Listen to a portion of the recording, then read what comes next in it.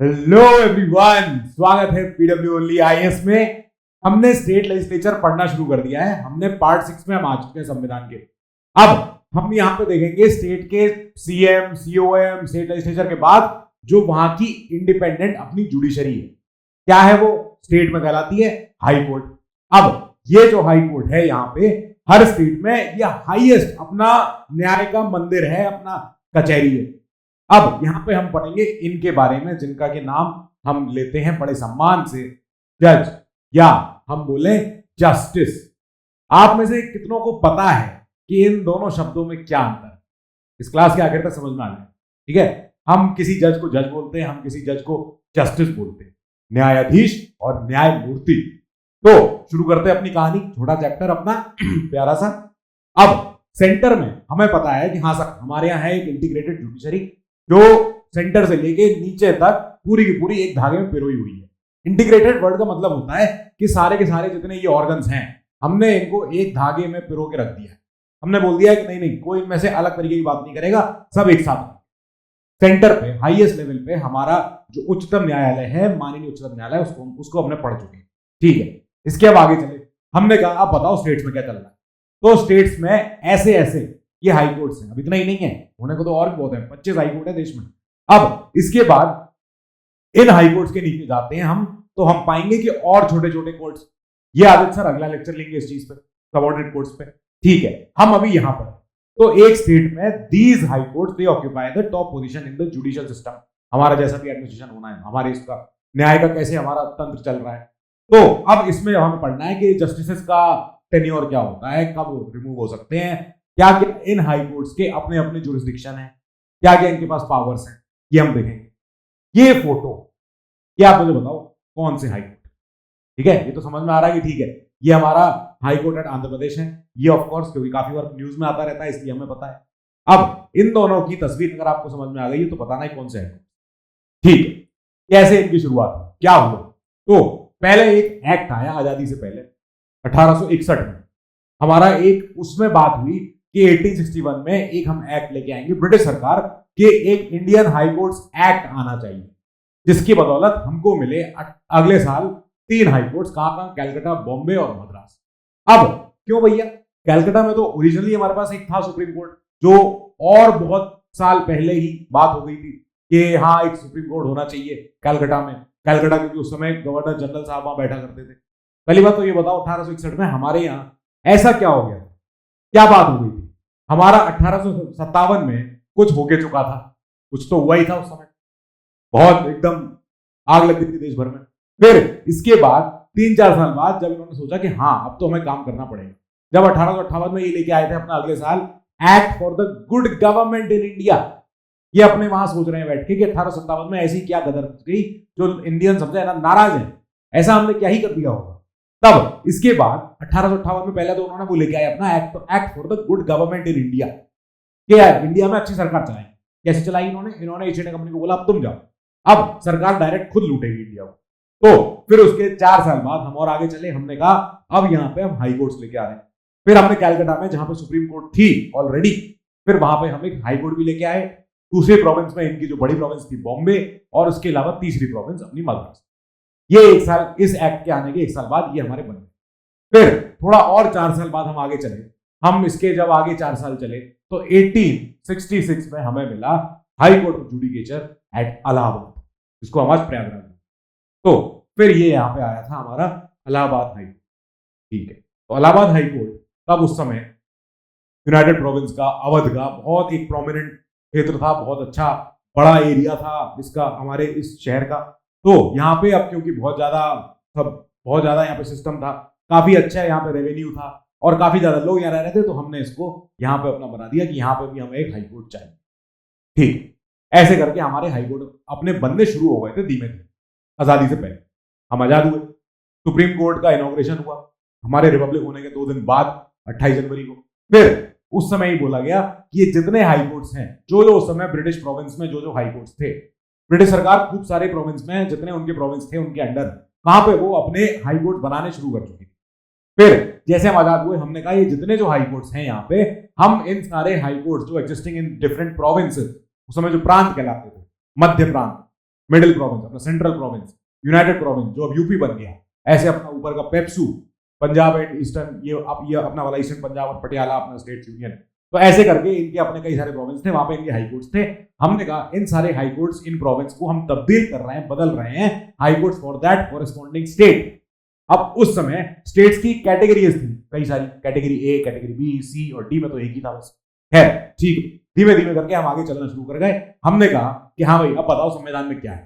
तो यहाँ पे उस समय हाई कोर्ट्स के बारे में बात हुई। हाई कोर्ट्स के बारे में शुरू में संविधान ने बोला था कि 1 state 1 high court, 1-to-1 marking, 1-to-1 man to man marking जिसे कहते हैं फुटबॉल में। तो लेकिन हमने कहा ये तो आगे हमें थोड़ा दिक्कत आएगी, क्योंकि अभी आप समझो सिचुएशन, अभी 1956 हो गया चुका है और एक बड़ा बवाल बचा के चुके हैं। तो 56 में हमारा संशोधन हुआ संविधान में। हमने बोला कि ऐसा भी हो सकता है कि कई सारे स्टेट्स, कई सारे यूटीज को हम एक ही हाई कोर्ट अलॉट कर दें, एलोकेट कर दें। तो पहले 1-to-1 था, अब N-1 हो गया है, नंबर फिक्स नहीं है। हम नहीं जानते, पता नहीं कितने स्टेटों के लिए एक हाई कोर्ट चाहिए, हमने अभी पता नहीं सकते। ठीक है, अभी मल्टीपल हाई कोर्ट्स के लिए मल्टीपल स्टेट्स या यूटीज के लिए एक हाई कोर्ट हो सकता है। और इसको ऑथोराइज कौन कर, इसको अथॉरिटी किसने दी है? पार्लियामेंट ने दी। संविधान ने पार्लियामेंट को अथॉरिटी दी है कि साहब आप बताना कौन से स्टेट को, कितने स्टेट्स को मिला के एक हाई कोर्ट देनी है, और उस हाई कोर्ट का जुरिस्डिक्शन या कॉमन बनाना है तो कॉमन कर दो। अब अगर 2 या 2 से ज्यादा स्टेट्स को, यूटीज को अगर हाई कोर्ट का अपना देना है एक हाई कोर्ट, देन ये समझ लेना कि वो जो हाई कोर्ट का जुरिस्डिक्शन होगा, टेरिटोरियल जुरिस्डिक्शन, वो को टर्मिनस होना चाहिए। को टर्मिनस माने कि उसी, जैसे अगर एक स्टेट कोई सा भी मान लेते हैं, स्टेट बना लेते हैं हम, अच्छा सा स्टेट बनेगा एक, ये बन गया अपना एक स्टेट। ठीक है, अब इस स्टेट में यहाँ कैपिटल है, यहीं पे विधानसभा भी है, यहीं पे लोकसभा भी है, सॉरी लोकसभा तो कैसे होगी, यहीं पे अपना विधान परिषद भी है, पिछली क्लास में पढ़ के आए। यहीं पे अगर मान लो हाई कोर्ट है, तो इस हाई कोर्ट का टेरिटोरियल जुरिस्डिक्शन इज को terminus with the boundary, with the territorial jurisdiction of the state. तो जितना स्टेट की टेरिटरी है, जितना यूटी या स्टेट जो भी है, ये इसकी जितना क्षेत्रफल है, इसका जितना क्षेत्राधिकार है, उतना ही हाई कोर्ट का भी क्षेत्राधिकार होगा। That is called be coterminous. Coterminous माने ये हुआ। ठीक है, अब अगर मल्टीपल स्टेट्स, मल्टीपल यूटीज हैं, तो उन सबका अपना तुम आप जोड़ लो। जैसे मान लो एक यूटी चिपकी हुई है पीछे से, तो इस यूटी का भी, स्टेट्स प्लस यूटी के लिए अगर एक हाई कोर्ट है, देन इस पूरे एरिया को हम बोलेंगे कि इसके ऊपर एक हाई कोर्ट का जुरिस्डिक्शन लगेगा, जो भी इस हाई कोर्ट, जो भी स्टेट के लिए हाई कोर्ट एलोकेटेड हो। ठीक है, ये बात कर दी हमारे संविधान ने, क्लियर कर दी कि अब ऐसे ही चलेगा। इस समय हमारे यहाँ हमें पता है कि हाँ साहब 25 हाई कोर्ट्स हैं, ये एपोस्ट्रोफी नहीं आएगा, ठीक है, ये एपोस्ट्रोफी होता है फॉर, ठीक है, तो वो नहीं है, ऑफ। अब यहाँ पे ये प्लूरल वर्ड है, इसलिए यहाँ पे HC छोटा स्मॉल है। अब हमारे ओल्डेस्ट हाई कोर्ट हमें पता है, हाँ साहब 1862 में कैलकाटा हाई कोर्ट, ये भी है। आप एक चीज सोचना, शहरों के नाम बदल गए, ठीक है, कैलकाटा, बॉम्बे, मद्रास, मैसूर हाई कोर्ट या हाई कोर्ट एट हैदराबाद, तो ये जितने नाम, उड़ीसा हाई कोर्ट, उड़ीसा तो स्टेट का नाम बदल गया फिर, लेकिन इसके बाद भी हाई कोर्ट्स के नाम जो होते हैं, high court of judicature at Allahabad, Prayagraj, ऐसे लिखा जाता है। हाई कोर्ट्स के नाम चेंज नहीं होते, वो उनके नाम जो हैं, वो उनकी लेगेसी है, वो उनका एकदम जिसे कहते हैं वो हेरिटेज है, वो उनकी डिग्निटी है, उनकी एकदम हाईएस्ट सम्मान है। तो उनके हाई कोर्ट्स के नाम को हम चेंज नहीं करते, हम छूते नहीं, ठीक है। उसको हम आज भी यही बोलते हैं, high court of judicature at Calcutta, Kolkata, ठीक है, ऐसे लिखा जाता है। तो अब एक जिस यूटी के पास अभी हाई कोर्ट है वो है दिल्ली। इसके बाद हम जानते हैं एक जो हमारी नई यूटी पैदा हुई है, which is Jammu and Kashmir. तो वो जम्मू कश्मीर के पास जो पहले स्टेट हुआ करता था, उसके पास जो हाई कोर्ट था, अब वो हाई कोर्ट एक जम्मू कश्मीर यूटी के लिए भी है और लद्दाख यूटी के लिए भी, क्योंकि लद्दाख दूसरी, उसमें से एक यूटी काट दी गई। इनमें से किसी एक यूटी के पास, जम्मू कश्मीर और लद्दाख में से किसी एक के पास विधानसभा है, कौन सी के पास है, ठीक है। अब हाई कोर्ट एट आंध्रा जो बनी है, ये हमारी लेटेस्ट, हम इसको हाई कोर्ट बोलते हैं। क्यों? क्योंकि साहब एक तो आंध्रा से तेलंगाना बनना ही हमारा न्यूएस्ट, हमारी यंगेस्ट स्टेट है, अभी अभी बना है 14 में, ठीक है। फिर इसके बनने के बाद जब ये बना था तेलंगाना, तब उस समय जो high court of judicature at Hyderabad था, जो पहले आंध्रा टोटल पूरे के लिए हुआ करता था, वो हाई कोर्ट ने काम किया for both the state, Andhra और तेलंगाना दोनों के लिए। फिर जब आंध्रा का अपना सिस्टम वापस तैयार हो गया, सब कुछ हो गया, फिर आंध्रा को एक अपना हाई कोर्ट पर्सनल मिल गया इनको। तो हम बोलते हैं कि हाँ साहब लेटेस्ट जो हाई कोर्ट आया है वो हुआ है 2019 में आंध्र प्रदेश हाई। अब एक हाई कोर्ट जिसके ऊपर आपको क्वेश्चन कभी कभी छोटे एग्जाम्स में मिला है, मैंने तो देखा भी है। ये बता दो सबसे ज्यादा स्टेट्स किस हाई कोर्ट के पास है? तो आंसर है गुवाहाटी। गुवाहाटी। अब इसको गुवाहाटी लिखा जाता है क्योंकि इनका नाम पुराना गुवाहाटी। इस गुवाहाटी हाई कोर्ट के पास 4 स्टेट्स का जुरिस्डिक्शन। स्टेट्स का, मैंने ये नहीं बोला स्टेट्स प्लस यूटी कंबाइन करो, नहीं, मैं बोल रहा हूं कि खाली स्टेट्स किसके कौन से ऐसे हैं जो हाई कोर्ट, किस हाई कोर्ट के पास सबसे ज्यादा स्टेट्स। तो high court of judicature at Guwahati जो वहां पे इस हाई कोर्ट के पास सबसे ज्यादा स्टेट्स आए हैं, जो है असम, अरुणाचल, मिजोरम, नागालैंड। क्योंकि इन स्टेट्स में अभी तक अपने अपने हाई कोर्ट नहीं आ पाए। मणिपुर हुआ, अपना त्रिपुरा हुआ, सिक्किम हुआ, इनके पास अपने हाई कोर्ट्स हैं, ठीक है, पर इन स्टेट्स के पास अभी नहीं आ पाए हैं। इन स्टेट्स के जितने कामकाज होते हैं वो जाते हैं असम। इनकी बेंचेस बनी हुई है अपने अपने स्टेट्स में, ठीक है, कोई बात नहीं, पर अभी इन चारों स्टेट्स के लिए अपना अपना एक ही हाई कोर्ट, ठीक है। ऐसे 3 टोटल स्टेट हैं, सॉरी ऐसे 3 टोटल हाई कोर्ट्स हैं जो मल्टीपल स्टेट में जुरिस्डिक्शन रखते हैं। जैसे बॉम्बे हाई कोर्ट, अब बॉम्बे हाई कोर्ट महाराष्ट्र में है, ठीक है, लेकिन एक बॉम्बे हाई कोर्ट डील करता है गोवा के मैटर्स पे भी। उसी बॉम्बे हाई कोर्ट को डील करना होता है दादरा नगर हवेली, दमन दीव, ये वाले यूटी के लिए, ठीक है। Punjab and Haryana high court जो है ये 2 स्टेट्स के लिए तो है ही, नाम में दिख रहा है। तीसरा चंडीगढ़ यूटी खुद भी, तो वो भी इस हाई कोर्ट के पास है। अब ये सारी के सारे ये तीन ऐसे हाई कोर्ट्स हैं जिनके पास मोर देन 1 स्टेट का जुरिस्डिक्शन। ये भी तय करने की जिम्मेदारी अगेन सबके माई बाप पार्लियामेंट के पास ही है। Parliament can extend the jurisdiction of a high court to any UT also. साथ ही they can exclude the jurisdiction of a high court from any UT. कल को मान लो बना दे दादरा नगर हवेली में अपना एक हाई कोर्ट बना देंगे, ठीक है। अभी जम्मू कश्मीर लद्दाख दोनों यूटीज के लिए एक ही हाई कोर्ट है, कल को लद्दाख में हाई कोर्ट खुल जाएगा, तो फिर अब उस हाई कोर्ट का जो ओरिजिनल ये थी जम्मू कश्मीर लद्दाख के लिए, तो उसमें से एक का जो ओरिजिनल जो हाई कोर्ट है उसका जुरिस्डिक्शन हमने कम किया है क्योंकि लद्दाख के लिए नया बन चुका, ठीक, ऐसे होगा। जो आर्टिकल 213 जब खत्म होता है, जहां पे स्टेट लेजिस्लेचर की बात सारी हो जाती है, फिर 214 पे चलो 231 तक, यहां पे बात होगी हमारे संविधान में कि हाई कोर्ट का ऑर्गेनाइजेशन कैसी होगी, इनकी कैसी इंडिपेंडेंस है, कितनी स्वायत्ता है, कितनी इंडिपेंडेंट है, कहां कहां तक इनका क्षेत्राधिकार है, कितनी पावर्स है इनके पास, क्या इनके प्रोसीजर होने चाहिए, सब कुछ, ठीक है। अब शुरू करते हैं कहानी हमारी। क्या हुआ सर, आगे बताओ।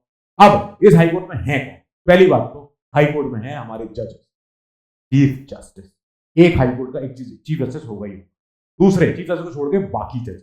अब ये जो नंबर होना चाहिए 1+, मैं इसको 1+X लिखूंगा क्योंकि हम नहीं जानते हैं सारे हाई कोर्ट्स में कितने जजेस होते हैं, सारे हाई कोर्ट्स में डिफरेंट नंबर हो सकते हैं, संविधान ने भी नहीं बोली है ये बात। अब ये डिपेंड करता है वर्कलोड के ऊपर। अगर वर्कलोड ज्यादा है तो हाई कोर्ट के जजेस भी ज्यादा हो जाएंगे, सही बात है।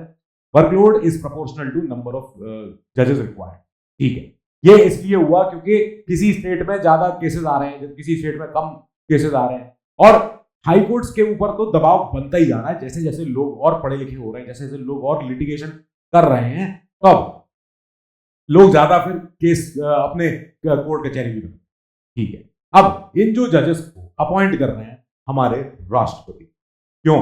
क्योंकि ये जो जजेस होते हैं they come through HJS, higher judicial services. ये बड़ा एग्जाम होता है। इस एग्जाम को देने के लिए आपकी एज लिमिट मिनिमम होनी चाहिए 35 साल, और आप 7 साल तक वकालत कर रहे होते, 7 साल मिनिमम आपका वर्क एक्सपीरियंस चाहिए कि आपने लीगल प्रैक्टिस करी है कि नहीं करी, ठीक है, तब आप HJS एग्जाम लिखने के लिए एलिजिबल हो पाओ। तो अभी जो कि बड़ी सर्विस है, बड़े अपॉइंटी हैं, तो जो इनको अपॉइंट कर रहे हैं पर्सन, वो ऑफकोर्स एक ग्रुप एक तगड़े, मतलब बहुत अच्छे ऑफिसर को आप अपॉइंट कर रहे हो, जैसा कि आपका फ्यूचर आपका होने वाला है। तो अब आपको भी अपॉइंट करेंगे हमारे राष्ट्रपति जी, और ऐसे जजेस को भी जो चीफ जस्टिस होंगे हमारे हाईकोर्ट के, और बाकी जस्टिस जो बचे हुए हैं, ठीक है, उनको भी अपॉइंट कर रहे हैं राष्ट्रपति जी। बट ये याद करना कि यहां पे होता है एक चीज और, वो है कंसल्टेशन। कंसल्टेशन, यहां पे आपको सलाह मशविरा लेना पड़ेगा, किसका? Of governor. गवर्नर, ऐसे शॉर्ट में लिख रहा हूं, ठीक है, गवर्नर्स, जिस स्टेट में आप उनको अपॉइंट कर रहे हो, ठीक है। अगर आपके चीफ जस्टिस यूपी में आपको बनाने हैं, अपॉइंट करने हैं, तो आप क्या करेंगे? आप यूपी के चीफ जस्टिस से सलाह मशविरा करेंगे, सॉरी यूपी के गवर्नर से आप सलाह मशविरा करेंगे। गवर्नर की सलाह मशविरा मतलब सरकार, यूपी सरकार की सलाह मशविरा ऑटोमेटिक गवर्नर साहब वही करेंगे जो उनका सीओएम बोलेगा उनको, ठीक है। तो कंसल्टेशन विद, यहां पे गवर्नर, अब अगर यहां पे हो सकता होता कि पंजाब हरियाणा हाईकोर्ट का चीफ जस्टिस बनाना है, ठीक है, अपॉइंट करना है, तब क्या होगा, पंजाब हरियाणा चंडीगढ़ के जो भी एडमिनिस्ट्रेटर होते हैं सबका पूरा का पूरा सबका अपनी सहमति चाहिए कि हाँ साहब हम आपके यहाँ चीफ जस्टिस बनाने वाले हैं, ठीक है, वो बन जाएंगे। इधर जब कंसल्टेशन होगा तो यहाँ पे गवर्नर तो है ही है, प्लस सीजेआई भी, ऑफ कोर्स सीजेआई रहेंगे, ठीक है। अब यहां पे गवर्नर तो है ही है, प्लस ये चीफ जस्टिस ऑफ इस हाई कोर्ट, जहां जिस हाई कोर्ट में चीफ जस्टिस के अलावा बाकी जजेस अगर आपको बनाने हैं, तब आप गवर्नर से तो सलाह मशवरा करोगे ही करोगे, साथ में आप करोगे इस चीफ जस्टिस से सलाह मशवरा कि हम आपके हाई कोर्ट में आपके जूनियर एक जज बनाने जा रहे हैं, तो ये है, ठीक है, आप बता दीजिए क्या है आपका कहना। बोलेंगे ठीक है सर, जरूरत है, मुझे जजेस चाहिए, मुझे काम कराने, ठीक है। जैसे जैसे काम बढ़ेगा, जैसे जैसे इफ द वर्क इंक्रीजेस, यहाँ पे arrears in the work increase अगर होते हैं तो जरूरत पड़ेगी हमको और जजेस की। At president can appoint the duly qualified person, कि जिसके पास काबिलियत हो, जिसके पास अपनी पूरी उनके पास पहचान हो, सब कुछ हो और क्लियर करके आए हो सब कुछ, तब हम उनको बना सकते हैं एज एडिशनल जज of the high court for a period of not exceeding 2 years। कि साहब बहुत ज्यादा काम पड़ रहा है, मुझे जज चाहिए, और इस समय HCS वाले जो हमारे जजेस हैं वो कम पड़ रहे हैं, हमारे अभी वैकेंसी भर नहीं पा रही है, तो हमने क्या किया, एडिशनल जज बना। ये क्या हुआ, एडिशनल जज कहां से आए, ये कैसे बने, अब हम इनको पढ़ेंगे, जो ये सीजे होंगे और बाकी जजेस होंगे, ठीक है। तो अगर मान लो सीजे की जो ऑफिस है, मैं चीफ जस्टिस हूं, ठीक है, प्रयागराज हाईकोर्ट का, अब मैं अगर मेरी कुर्सी खाली हो, मैं हुई नहीं, मैं पता नहीं कहां चला गया, अब मैं हुई नहीं, या मैं कुछ समय के लिए गाया, बाहर चला गया, पढ़ने चला गया मैं, और बढ़िया एकदम लॉ पढ़ के आऊंगा यूके से, ठीक है, या मैं अपनी ड्यूटी निभा नहीं पा किसी वजह से, बीमार हूं, तबियत खराब है, एक्सीडेंट हो गया है, कुछ हो सकता है, कुछ भी, जो बुखार हो गया, तब ऐसे में क्या होगा, राष्ट्रपति will appoint another chief justice जो एक्ट करेंगे एज चीफ जस्टिस, तो इनको बोलते हैं acting chief justice of the high, ठीक है। अब ये जो एक्टिंग जज होंगे, they will hold office until the permanent जज रिज्यूम्स हिज ऑफिस अगेन, जब तक मैं वापस नहीं आता तब तक इनको रहना पड़ेगा। किसी भी केस में ये जान लेना कि ऐसे जो जज होंगे, दे can not hold office after attaining 62 years। 62 साल से ऊपर आप जज एकदम परमानेंट नहीं बने रह सकते, 62 पे आपको रिटायर करवा दिया जाएगा। 62 पे मान के चलते हैं कि अब आप प्लीज रिटायर हो जाइए, अब आप घर बैठिए, अपना कामकाज देखिए, और अब हम ये मान के चल रहे हैं कि आपका 62 की उम्र में उतनी ज्यादा एफिशिएंसी हम एसरटेन नहीं कर सकते हैं कि प्रॉपर पूरी हो, ठीक है। तो इसके लिए हमने देख लिया, अच्छा ठीक है, एडिशनल जज आ रहे हैं, एक्टिंग जज आ रहे हैं। अब यहाँ पे अगर चीफ जस्टिस की कुर्सी खाली है, मैं आपकी क्लास में लॉ मिनिस्टर भी बनूंगा, मैं आपकी क्लास में कॉन्स्टिट्यूशन बॉडी का हेड भी बनूंगा, और मैं जज भी बनूंगा, ठीक है। तो सारी चीजें मुझे भी होंगी, डोंट वरी, मैं आपका जॉन स्नो हूं, मैं बार बार जाऊंगा भी और वापस भी आऊंगा, ठीक है।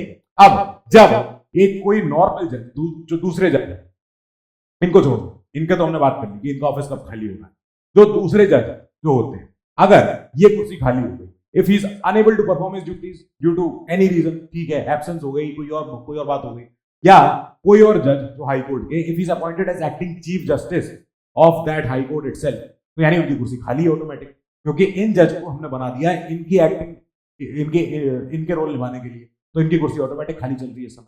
यहां पे क्या हुआ, राष्ट्रपति will appoint a duly qualified person as acting जज of that high court again, चाहिए, क्योंकि जज की अभी जरूरत है भाई, कहीं से लाओ, किसी भी हालात में 62 साल के ऊपर का व्यक्ति ऐसे एक्टिंग जज नहीं बनेगा, ठीक है। कभी कभी हम रिटायर्ड जज को बुलाते हैं कि साहब हमारा वर्कलोड ज्यादा है और क्या आपकी एक्सपर्टीज बहुत है इस मैटर पे, तो आप कुछ दिनों के लिए आइए, इस केस की सुनवाई कीजिए, इसके साथ लगे हुए 2-3 केस और भी हैं, वो भी सुन लीजिए, फिर आप चलिए। उनको हम बोलते हैं, अभी आगे बोले कि वो होते हैं रिटायर्ड। किसी भी हालात में, किसी भी सूरत में 62 साल के ऊपर परमानेंट जज आप नहीं रहे, ठीक है। ये एज पहले 60-62 कर दी गई है, कौन सा अमेंडमेंट, अमेंडमेंट नंबर 15 CA 1960, ठीक है, 63। फिर ये जो रिटायर्ड जज हुए जिनकी अभी बात हुई थी, तो उसी हाई कोर्ट के चीफ जस्टिस के ऊपर ये उनकी गरज है, उनका डिस्क्रेशन है कि वो किसी रिटायर हुए जज को बोल सकते हैं कि आदित्य सर आप रिटायर हो चुके हो, 62 आपकी उम्र हो गई, अभी आप 65 साल के हो, और लेकिन मैं चाह रहा हूं कि कॉन्स्टिट्यूशन लॉ पे आपका बहुत कमांड है, तो आप एक काम करो, आप जरा, मेरे पास 3 केस हैं ऐसे जो मैं चाहता हूं कि आप आगे बेंच पे आके सुनो, ठीक है। मैं बोलूंगा पूछ तो रहे हो आप, पहले मेरी मंजूरी ले लेते, तो इसमें यही कारण है कि he can do with the previous consent of the president and also that retired जज, मेरी मंजूरी तो लो, जब मुझे बुला रहे हो तो पहले मुझसे ही पूछ लो, ठीक है। तो राष्ट्रपति की मंजूरी भी चाहिए उसमें कि सर हाईकमान मैं अपने एक रिटायर्ड जज को बुलाने जा रहा हूँ, और ये जज अभी इस समय बहुत ज्यादा एक्टिव भी हैं, सोशल मीडिया पे खूब चलते रहते हैं, इंस्टाग्राम टेलीग्राम खूब चला रहे हैं, तो आप एक काम करो कि इनको जरा अपॉइंट करवा दो, मुझे इनकी जरूरत है, ठीक है। Only for a temporary, permanent नहीं हुआ, ऐसा नहीं 65 साल की उम्र में वापस आ गए अब बैठे हैं, नहीं वो नहीं होगा। जब ये रिटायर्ड जज अपॉइंटमेंट के बाद यहाँ बैठते हैं, then is entitled to the same allowances as president may determine. तो मैं राष्ट्रपति जो कहता है कि ठीक है अभी आपकी सैलरी अगर इतनी है तो इनकी कर देते हैं, इतनी भी कर देते हैं इनकी, ठीक है चल जाएगा। अब लेकिन इसका मतलब ये नहीं है कि ये नॉर्मल ही will not be deemed a जज of that high court, normal वाले वो नहीं मानेंगे, ये चेंज होंगे इसमें चीज सेम नहीं है। अब ये जो राष्ट्रपति जब अपॉइंट कर रहे हैं चीफ जस्टिस को हाई कोर्ट के, तो he is appointing them after consultation with the chief justice of India, मुख्य न्यायाधीश, उनसे पूछ के कर रहे हैं, and also the governor of that state जहां पे ये जज जाने वाले। मैं यूपी का चीफ जस्टिस बनने जा रहा हूं, ठीक है। अब मैं यूपी इलाहाबाद का जो हमारा हाई कोर्ट जुडिकेचर है, यहाँ पे अगर मैं चीफ जस्टिस बनने जा रहा हूं तो राष्ट्रपति जी मेरी अपॉइंटमेंट के लिए सलाह लेंगे चीफ जस्टिस ऑफ इंडिया से, साथ ही वो सलाह लेंगे उस गवर्नर से जो उस स्टेट में जो अभी समय एक्ट कर रहे हैं गवर्नर, ठीक है। उनसे बात करी जाएगी कि सर हम आपके चीफ जस्टिस आने वाले, बाकी जजेस होंगे जो मुझसे जूनियर होंगे मान लेते हैं, तो उन जजेस का जो अपॉइंटमेंट होना होगा only with the consultation with the chief justice of that concerned high court, क्योंकि अब तो मेन पर्सन तो आ चुका है उस हाई कोर्ट में, ठीक है। अब मेन के अगले वाले जजेस हैं ये, तो उस मेन पर्सन से बात कर लो जो आ चुका है पहले, अब उस मेन पर्सन से बात करो साथ में गवर्नर साहब से और खुद चीफ जस्टिस जी से। हाई कोर्ट के ऊपर जितनी आप देखोगे जुडिशरी वो इंटीग्रेटेड है, वो पूरी एक तार में पिरोई हुई है। हर जज को पता होता है दूसरा जज कितना समझदार है, कितना वीक है, कौन से केसेस में स्ट्रांग है और क्या इनके एक्शन से क्या समझ। ये जो कंसल्टेशन की बात हुई है, is this binding on the president? Question है, इस पे क्वेश्चन खूब उठे और हमने एक दो क्लास में पहले देख भी लिया कि ऐसे कुछ केस हुए जिनका नाम है सेकंड जजेस केस, थर्ड जजेस केस। तो अब इनके ऊपर चलते हैं, क्या चक्कर हुआ है। तारा वी यूनियन, इसको देखो लॉ की लैंग्वेज में हमेशा ऐसे बोला जाता है जैसे केशवानंद भारती वी यूनियन या वी स्टेट ऑफ केरला, ठीक है। तो वी मतलब वर्सेस तो कितना लंबा चौड़ा नाम जाएगा, ठीक है, तो वी यूनियन बोला जाता है। कारा ने केस किया था 1993 में। कारा क्या है? कारा है supreme court advocates on record association, जो सुप्रीम कोर्ट में जो एडवोकेट्स जो एडवोकेसी करते हैं, जो हम वकालत करते हैं, तो हम उनको बोलते हैं कि these are advocate on record, कि ये केस की पेशी पे आए हैं, ये केस की हियरिंग पे आए हैं, सब कुछ कर रहे हैं, ये बिल्कुल फंक्शनिंग एडवोकेट्स हैं उस सुप्रीम कोर्ट में। तो इनकी अपनी एसोसिएशन भी है इन्हीं सारे वकीलों की। अब इन वकीलों के एसोसिएशन ने सेकंड जजेस केस का ही नाम, इनका नाम यही था। तो ये केस जब लेके गए थे उसको हमने बाद में बोला कि ये सेकंड जजेस केस क्यों था। केस था अपने सारे इन अपॉइंटमेंट्स पे, ट्रांसफर पे, इन चीजों पर, ठीक है। तो यहां पर बात हुई कि सुप्रीम कोर्ट ने बोल दिया नो अपॉइंटमेंट ऑफ अ जज of high court can be made, नहीं हो सकता है unless it is in conformity with the opinion of the chief justice of India. Judiciary की इंडिपेंडेंस सिक्योर होनी शुरू हो गई, ठीक है। फर्स्ट जजेस केस में तो बोल दिया था कि जो ओपिनियन है वो बाइंडिंग नहीं है। सेकंड जजेस केस में बोला वेट अ मिनट, हम इसको सुधार रहे हैं, हम सही कर देंगे सब कुछ। तो सुप्रीम कोर्ट ने बोला कि जब भी अपॉइंटमेंट होगा हाई कोर्ट के जज का, चाहे सुप्रीम कोर्ट के जज का भी, ठीक है, तो हाई कोर्ट के जज का अपॉइंटमेंट आप कर रहे हो, राष्ट्रपति जी अगर कर रहे हैं, दैट मीन्स कि आप ये अपॉइंटमेंट तब करोगे जब पहले आप कंसल्टेशन कर लोगे, और ये कंसल्टेशन के बिना अपॉइंटमेंट नहीं हो सकता है। एंड सीजेआई की opinion is binding on the president. यही वर्ड आया था जहां पे हमने बोला था कि कंसल्टेशन, जो सलाह मशवरा का जो दौर चल रहा है, कंसल्टेशन इसका जो मतलब होता है इज इक्वल टू कॉन्करेंस, कि अब ये चीज आपको माननी ही पड़ेगी।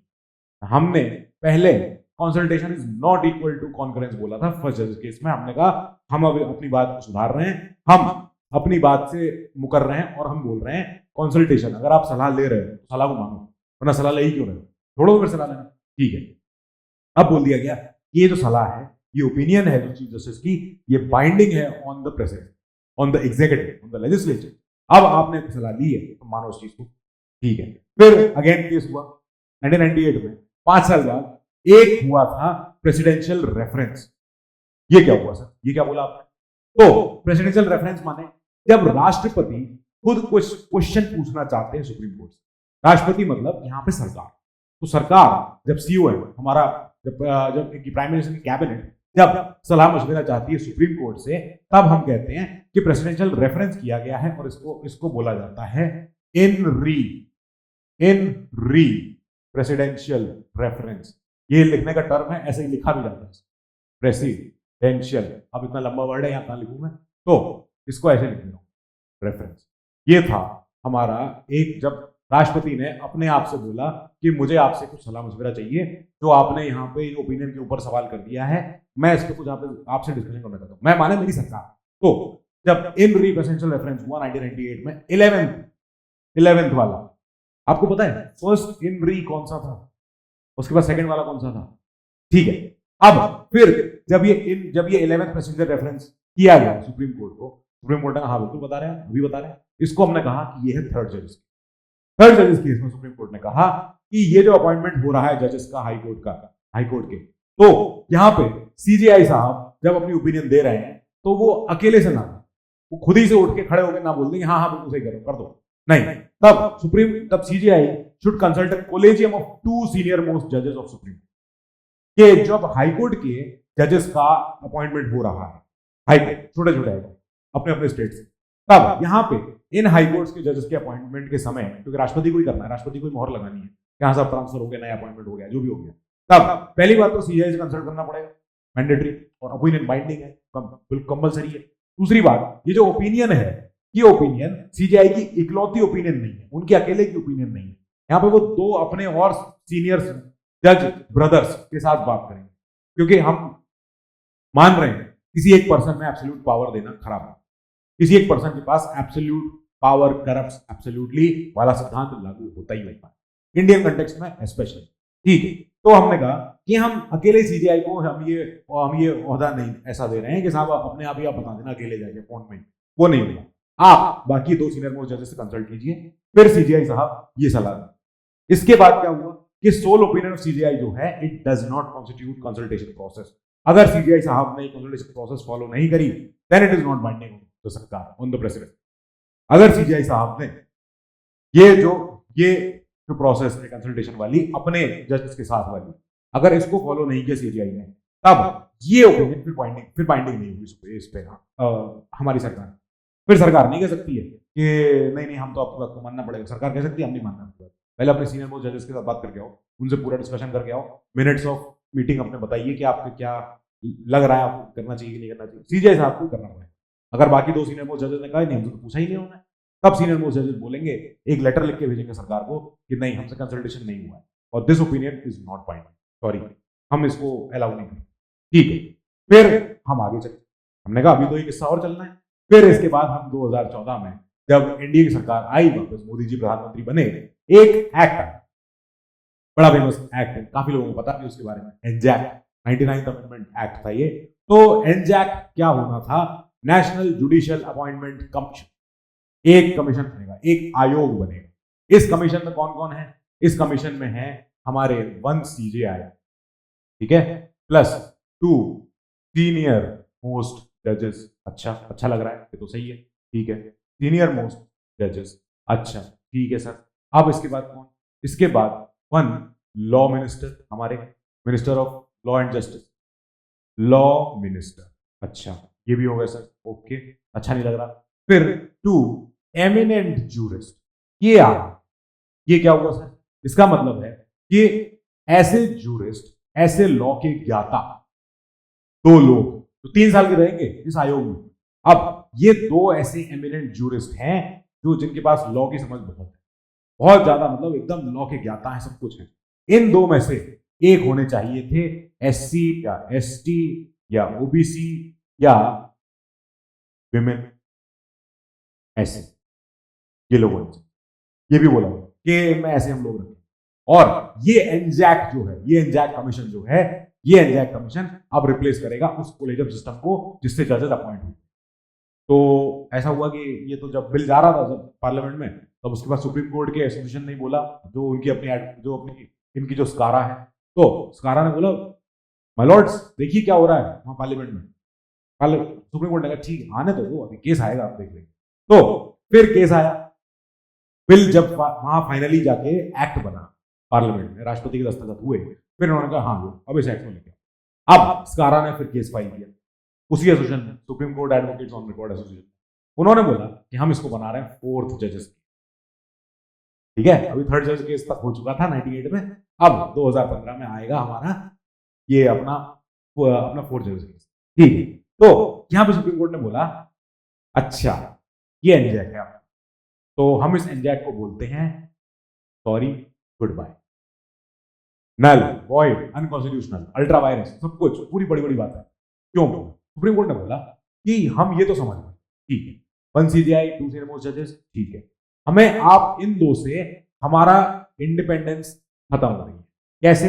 एक एग्जीक्यूटिव का पर्सन बैठा हुआ है, एग्जीक्यूटिव का पर्सन, दैट व्हाई, हाउ?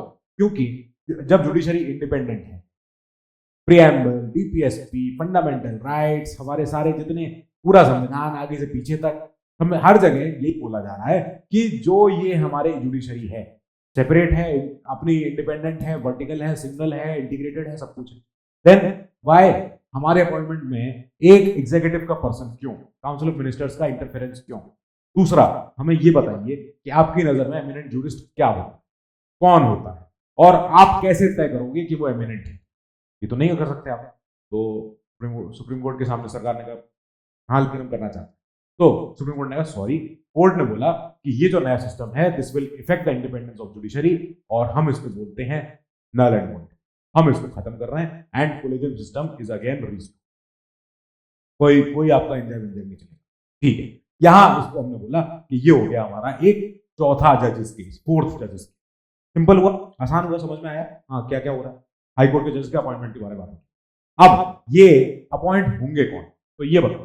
तो अगर आपको हाईकोर्ट का जज बनना है, दैट मीन्स आपकी क्वालिफिकेशन क्या होनी चाहिए कि you should be a citizen of India, खत्म बात, पहले तो यही हो, कोई डोनाल्ड ट्रंप आके यहाँ का जज नहीं बन सकते, ठीक है। फिर उसके बाद आपको कम से कम 10 साल तक इंडिया के किसी भी टेरिटरी में जुडिशियल ऑफिस होल्ड करना है, लोअर कोर्ट्स में करना है, कहीं और करना है। जैसे आप यूपी में 10 साल या 20 साल तक आपने डिस्ट्रिक्ट जज की पोस्ट अटेंड करी है, आपने पोस्ट पे काम किया है, डिस्ट्रिक्ट जज रहे हो आप, कभी आप एटा में रहे हो, कभी कानपुर में रहे हो, कभी इलाहाबाद में रहे हो, अब प्रयागराज, या वाराणसी में रहे हो, गोरखपुर में रहे हो, ऐसे आपने कम से कम 10 साल तो आपने जुडिशियल ऑफिस में अपनी सेवाएं दी। चौथा, या फिर आप एडवोकेट रहे हो हाई कोर्ट में या मल्टीपल हाई कोर्ट्स में सक्सेशन में फॉर 10 ईयर्स, तो ये आपकी क्वालिफिकेशन है कि आप हाई कोर्ट ऑफ किसी स्टेट के हाई कोर्ट के आप जज बन सकते। यहां पे समझ में आ गया, गौर करने वाली बात है कि संविधान ने दोनों ही बातें नहीं कही। कौन सी? मिनिमम एज की बात भी नहीं करी है, no minimum age is prescribed, यहां कुछ नहीं बोला गया संविधान में कि कम से कम इतनी उम्र का तो व्यक्ति हो ही हो, जैसे हमारे लेजिस्लेचर में होती है कि 25 साल 30 साल इतने लोग होने चाहिए, कम से कम 35 साल जो भी है। यहां ना ही संविधान ने यह बोला है कि कोई डिस्टिंग्विश्ड जूरिस्ट, कोई एमिनेंट जूरिस्ट वाला कोई ऑप्शन है जो सुप्रीम कोर्ट के पास होता है। सुप्रीम कोर्ट में कोई डिस्टिंग्विश्ड जूरिस्ट, एकदम कोई लॉ के प्रोफेसर हो, नेशनल लॉ यूनिवर्सिटी के, बहुत तगड़े उनके आर्टिकल्स हो, बहुत तगड़े उनका जर्नल्स हो, उनके सारे निबंध हो, पीएचडी हो उनके पास 3-4, तो वो एमिनेंट जूरिस्ट हैं, वो डिस्टिंग्विश्ड जूरिस्ट हैं, वो जो बोलते हैं वो एकदम ऐसा होता है कि हाँ क्या लॉ की बात करिए उन्होंने, अब वो जज बन सकते थे। हाई कोर्ट के लिए ऐसा कुछ नहीं होता, आपके पास ये क्वालिफिकेशन होनी चाहिए। जनरली 90% केसेस में ये लोग जाते हैं। ये लोग कौन है? जो लोअर कोर्ट्स में डिस्ट्रिक्ट जज रहे हो कम से कम 10-20 साल, कोई एचडीएस क्लियर करे हुए होते हैं, ठीक है। तो ये लोग जाके फिर हाई कोर्ट्स में एलिवेट होते हैं। हाई कोर्ट्स के बाद अगर समय बचा, इनके पास एज है, तभी सुप्रीम कोर्ट भी एलिवेट हो सकता है, ठीक है। ये होते हैं लोग। अब इसके बाद हम आगे चलेंगे कि हाँ सर ये अपॉइंट तो इनका भाई इनका क्वालिफिकेशन, अब इन्हें करो अपॉइंटमेंट से पहले इनको लेनी है एक ओथ और एफर्मेशन जिसको बोलते हैं, इन्हें एक शपथ लेनी है। किसके सामने लेंगे? गवर्नर के सामने, या गवर्नर किसी व्यक्ति को बोल दे कि सर आप प्लीज इनकी जरा शपथ दिलवा दें, तो a person appointed by the governor for this purpose, यही पर्पस कि इनको शपथ दिलवा। शपथ में क्या है? बिल्कुल सेम चीज चल रही है, true faith and allegiance to the constitution of India. सही बात है, ये तो करनी पड़ेगी, इन्हीं का काम है। अब इसके अलावा जो hold sovereignty and integrity of India, देश की अखंडता संप्रभुता। तो तीसरे पे आएंगे हम, to duly and faithfully and to the best of my ability, मैं जज बनने जा रहा हूं। अब अगर आप गौर करो इस टेक्स्ट में और जो एमपी एमएलए की जो शपथ होती है उसमें कुछ फर्क है। क्या है कि यहां पे बोला गया है duly and faithfully and to the best of my ability, knowledge and judgement perform my duties, perform the duties of the office without fear, favour, affection या इल विल। यहां पे जो इंपॉर्टेंट मैटर आया है वो है नॉलेज एंड जजमेंट। कि आपके पास ज्ञान है, आप न्यायाधीश बनने जा रहे हो, आप न्यायमूर्ति बनने जा रहे हो, तो भैया प्लीज ये याद रखिएगा कि जो आपका ज्ञान है, जो आपका कॉन्शियंस है, जो आपका चेतना है, उसको सलामत रखिएगा और अपना बेस्ट जजमेंट यूज कीजिएगा, क्योंकि आपको क्या करना है, आपको एडमिनिस्ट्रेशन ऑफ जस्टिस करना, एडमिनिस्ट्रेशन ऑफ जस्टिस। एंड याद रखना, इनजस्टिस एनीवेयर, गांधी जी का कोट है, injustice anywhere is threat to justice everywhere. अगर एक जगह भी इंसाफ हुआ तो वो सब जगह की इंसाफ, अगर एक जगह में ना इंसाफ हुआ तो वो सब जगह के इंसाफ के अगेंस्ट, उससे बड़ा है, नहीं होना चाहिए। तो आपको जब अपना जस्टिस का एडमिनिस्ट्रेशन करना है, and the true administration of justice is the firmest pillar of good governance. अगर आपका एडमिनिस्ट्रेशन सच्चा है, न्याय का, तो फिर आपका गुड गवर्नेंस आएगी है, लोगों को न्याय मिलेगा, आपकी फिलॉसफी सच्ची है, आपका आइडिया सब कुछ सही है, ठीक है। तो ये एक जो पॉइंट है, ये एमपी एमएलए के शपथ में नहीं है, ठीक है। To uphold the constitution and the laws, ये भी करेंगे हम, ये इनकी सारी ओथ के हिस्से हैं। इसके बाद शपथ ले ली, सब आ गए, हमारी सैलरी बताओ। तो सैलरी के लिए जो इनकी सैलरी होती है, अलाउंस जो इनको भत्ते मिलते हैं, प्रिविलेज मिलती है, जितनी इनकी छुट्टियां, पेंशन, सब कुछ जो हाईकोर्ट के जज होते हैं, ये पार्लियामेंट से ही तय होते हैं। इसमें आपको ज्यादा डेल्व नहीं करना है, क्योंकि शुरू पता है 4000 से हुआ था 1950 में, जब हाईकोर्ट्स ने काम करना शुरू किया था, तो 4000 रुपए मिलते थे महीने में, 4000।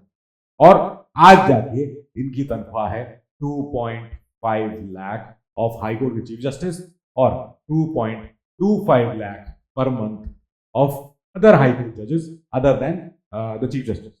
तो पार्लियामेंट इसको तय करती है। 2018 में लास्ट ये इनका रिवीजन हुआ था सैलरी का। अब ये इनकी जो सैलरी है, अलाउंस है, भत्ते हैं, इसके अलावा इनको टेलीफोन, कार, मेडिकल, सब चीजें मिलती हैं इनको। तो ये जितनी जो ये सुविधाएं हैं, they can not be varied to their disadvantage. इनके अगेंस्ट में ये चीज नहीं हो सकती। क्यों? क्योंकि इनके कोर्ट में जो फैसले होते हैं, ज्यादातर फैसले वो मेजॉरिटी फैसले सरकार के ही होते हैं, सरकार के केस चलते हैं, सरकार के खिलाफ कोई केस करने आ गया है, सरकार ने किसी के खिलाफ केस किया है, तो इनको जजमेंट देना होता है। अगर सरकार के खिलाफ दे दिया, सरकार नाराज हो गई, तो क्या इनका घर छीन ले? नहीं, ये नहीं हो सकता। तो जब ये ऑफिस में है, इनका अपॉइंटमेंट हो चुका है, तब इनका जितना भी इनकी सेवाएं चल रही हैं, इनको जो मिल रही हैं, वो कम नहीं हो सकती हैं, एक्सेप्ट ड्यूरिंग फाइनेंशियल। बस अगर वित्तीय आपदा लगी हुई है, देश में आर्थिक संकट है, उसको आप छोड़ो। देश में राष्ट्रपति जी ने फाइनेंशियल इमरजेंसी का आघोष कर दिया है कि सांस ये लगेगी, अब करना पड़ेगा, तब उस समय के लिए आपकी सैलरी में थोड़ी बहुत कटौती हो सकती है, क्योंकि वो सभी के में हो रही है, पूरे देश की सारी सरकारी सेवाओं में हो रही है, तो आपके में भी होगी, ठीक है। जैसे फाइनेंशियल इमरजेंसी रिस्टोर हो जाएगी, हट जाएगी, उसके बाद आपकी सैलरी सही हो जाएगी, ठीक है। अब इनका पढ़ेंगे हम टेन्योर, कब तक ये काम करते हैं, इनका रिमूवल कैसे हो सकता है, इनका ट्रांसफर कैसे। तो जब संविधान ने ये नहीं बताया हमको कि कब तक काम कर सकते हैं, तो हमने फिर इसको समझना शुरू किया कि नहीं बताया फिर क्या करें। तो 62 साल की उम्र तक तो ये अपना काम करेंगे, ठीक बात है। इससे पहले भी अपना रेजिग्नेशन दे दें by writing to the president, क्योंकि प्रेसिडेंट ने ही अपॉइंट किया है। ऑफ कोर्स अगर राष्ट्रपति ने अपॉइंट किया है, राष्ट्रपति को जाएगा इस्तीफा। इसके बाद he can be remove from office अगर ये चाहे, अगर कौन, राष्ट्रपति, पार्लियामेंट सब चाहे, लेकिन ये होगा सिर्फ पार्लियामेंट के कहने। अब पार्लियामेंट कहेगी कि हाँ सर, हमारे यहाँ हमने पूरा तैयारी कर ली है, पूरा पता कर लिया है, इनको आप हटा। या फिर ये भी हो सकता है कि इनको हमने एलिवेट कर दिया। क्या किया है हमने? He vacates office when he is appointed as जज ऑफ सुप्रीम कोर्ट, या फिर किसी और अनदर हाई कोर्ट में इनका ट्रांसफर हो जाए, तो इनकी कुर्सी खाली हो चुकी है, अब इनका टेन्योर मास खत्म हो गया। अब ऐसे केस में ये हो सकता है, हमको ये इंपॉर्टेंट है ये जानना है क्या हुआ है तीसरे बारे में, जब किसी जज को हटाया जाए। किसी जज को हटाने का काम बहुत बड़ा होता है। अब ये याद करना कि हमारे यहाँ जजेस कभी हटाए ही नहीं है, कोई जजेस नहीं है जो जिनको हमने रिमूव किया। क्या होता है, अगर किसी हाई कोर्ट के जज को रिमूव करना है, कौन करेंगे? ऑफ कोर्स महामहिम हमारे राष्ट्रपति जी करेंगे, हिज एक्सीलेंसी। इसके बाद क्या होगा, ये जो रिमूवल ऑर्डर है, पहली बात तो ये समझो कि रिमूवल ऑर्डर ये राष्ट्रपति तब इशू करेंगे जब पार्लियामेंट उनको एड्रेस दे दे, उनको एक लिखित में दे दे कि हाँ सर, हमने इसी सेशन में हमने पूरी पता कर लिया, पूरी जांच पड़ताल हो गई, सब कुछ हो गई, अब इनको हमें रिमूव करना, ठीक है। और ये एड्रेस तो है पार्लियामेंट का, must be supported by a special majority in each house of the parliament. कि पार्लियामेंट के दोनों हाउसेज ने इस जो एड्रेस को, इस लेटर को अपनी स्पेशल मेजॉरिटी से पास करवा के तब आपके सामने लेके आए। पूरी पार्लियामेंट खड़ी है एकदम और हाँ कह रही है कि सर इसको हटाओ, तभी जाके हमने। अब जो क्यों हट सकते हैं ये, खाली दो ग्राउंड दिए हुए हमारे संविधान ने, या तो प्रूव्ड मिसबिहेवियर हो जाए कि हाँ सब पता ही लग गया है इन्होंने कुछ खराब काम किया है, खराब काम उजागर हो गया है, चुप नहीं रहा, बहुत ज्यादा खराब काम किया, या ये इनकैपेसिटी है, ये इनकी कैपेसिटी में नहीं है अब काम कर, इनकी अब क्षमता नहीं रही काम कर, तब इनको रिमूव किया जा सकता है 62 साल की उम्र से पहले। ठीक है, अब ये जो रिमूवल प्रोसेस है और ये ग्राउंड्स हैं, ये ही है सिमिलर टू दैट ऑफ जजेस ऑफ सुप्रीम कोर्ट, सेम है, वही है, वहां भी लैंग्वेज वही है, ये प्रूव्ड मिसबिहेवियर या फिर हमारा इनकैपेसिटी।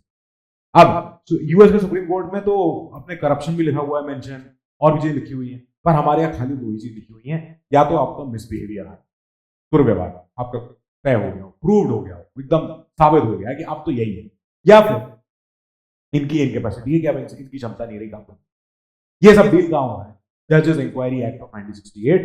अब ये एक इसमें एक एक्ट में सारी बातें लिखी हैं कि सर कैसे प्रोसीजर आप फॉलो करोगे किसी अगर जज को आपको हटाना है, चाहे सुप्रीम कोर्ट को चाहे। अब ये हटाने के लिए इसी एक्ट को ही पढ़ना पड़ेगा, इसी एक्ट में सब कुछ। इस एक्ट का जो तथ्य है कुल मिला के वो ये क्या है कि अगर 100 लोग लोकसभा के या 50 लोग राज्यसभा के अगर मिल के एक साथ आए खड़े हो जाए और कहते हैं कि साहब ये रहा हमारा इमोशन, ये हमारे प्रस्ताव, हम इस प्रस्ताव में ये लिख रहे हैं, हम 100 लोग लोकसभा के या 50 लोग राज्यसभा के इन जज साहब को हटाना है, और इन्होंने लिख के दिया है अपने असेंबली के या अपने स्पीकर के या अपने जो भी इनका मेन अपना इनका मॉनिटर है क्लास, जैसे लोकसभा के स्पीकर होंगे और राज्यसभा के चेयरमैन होंगे।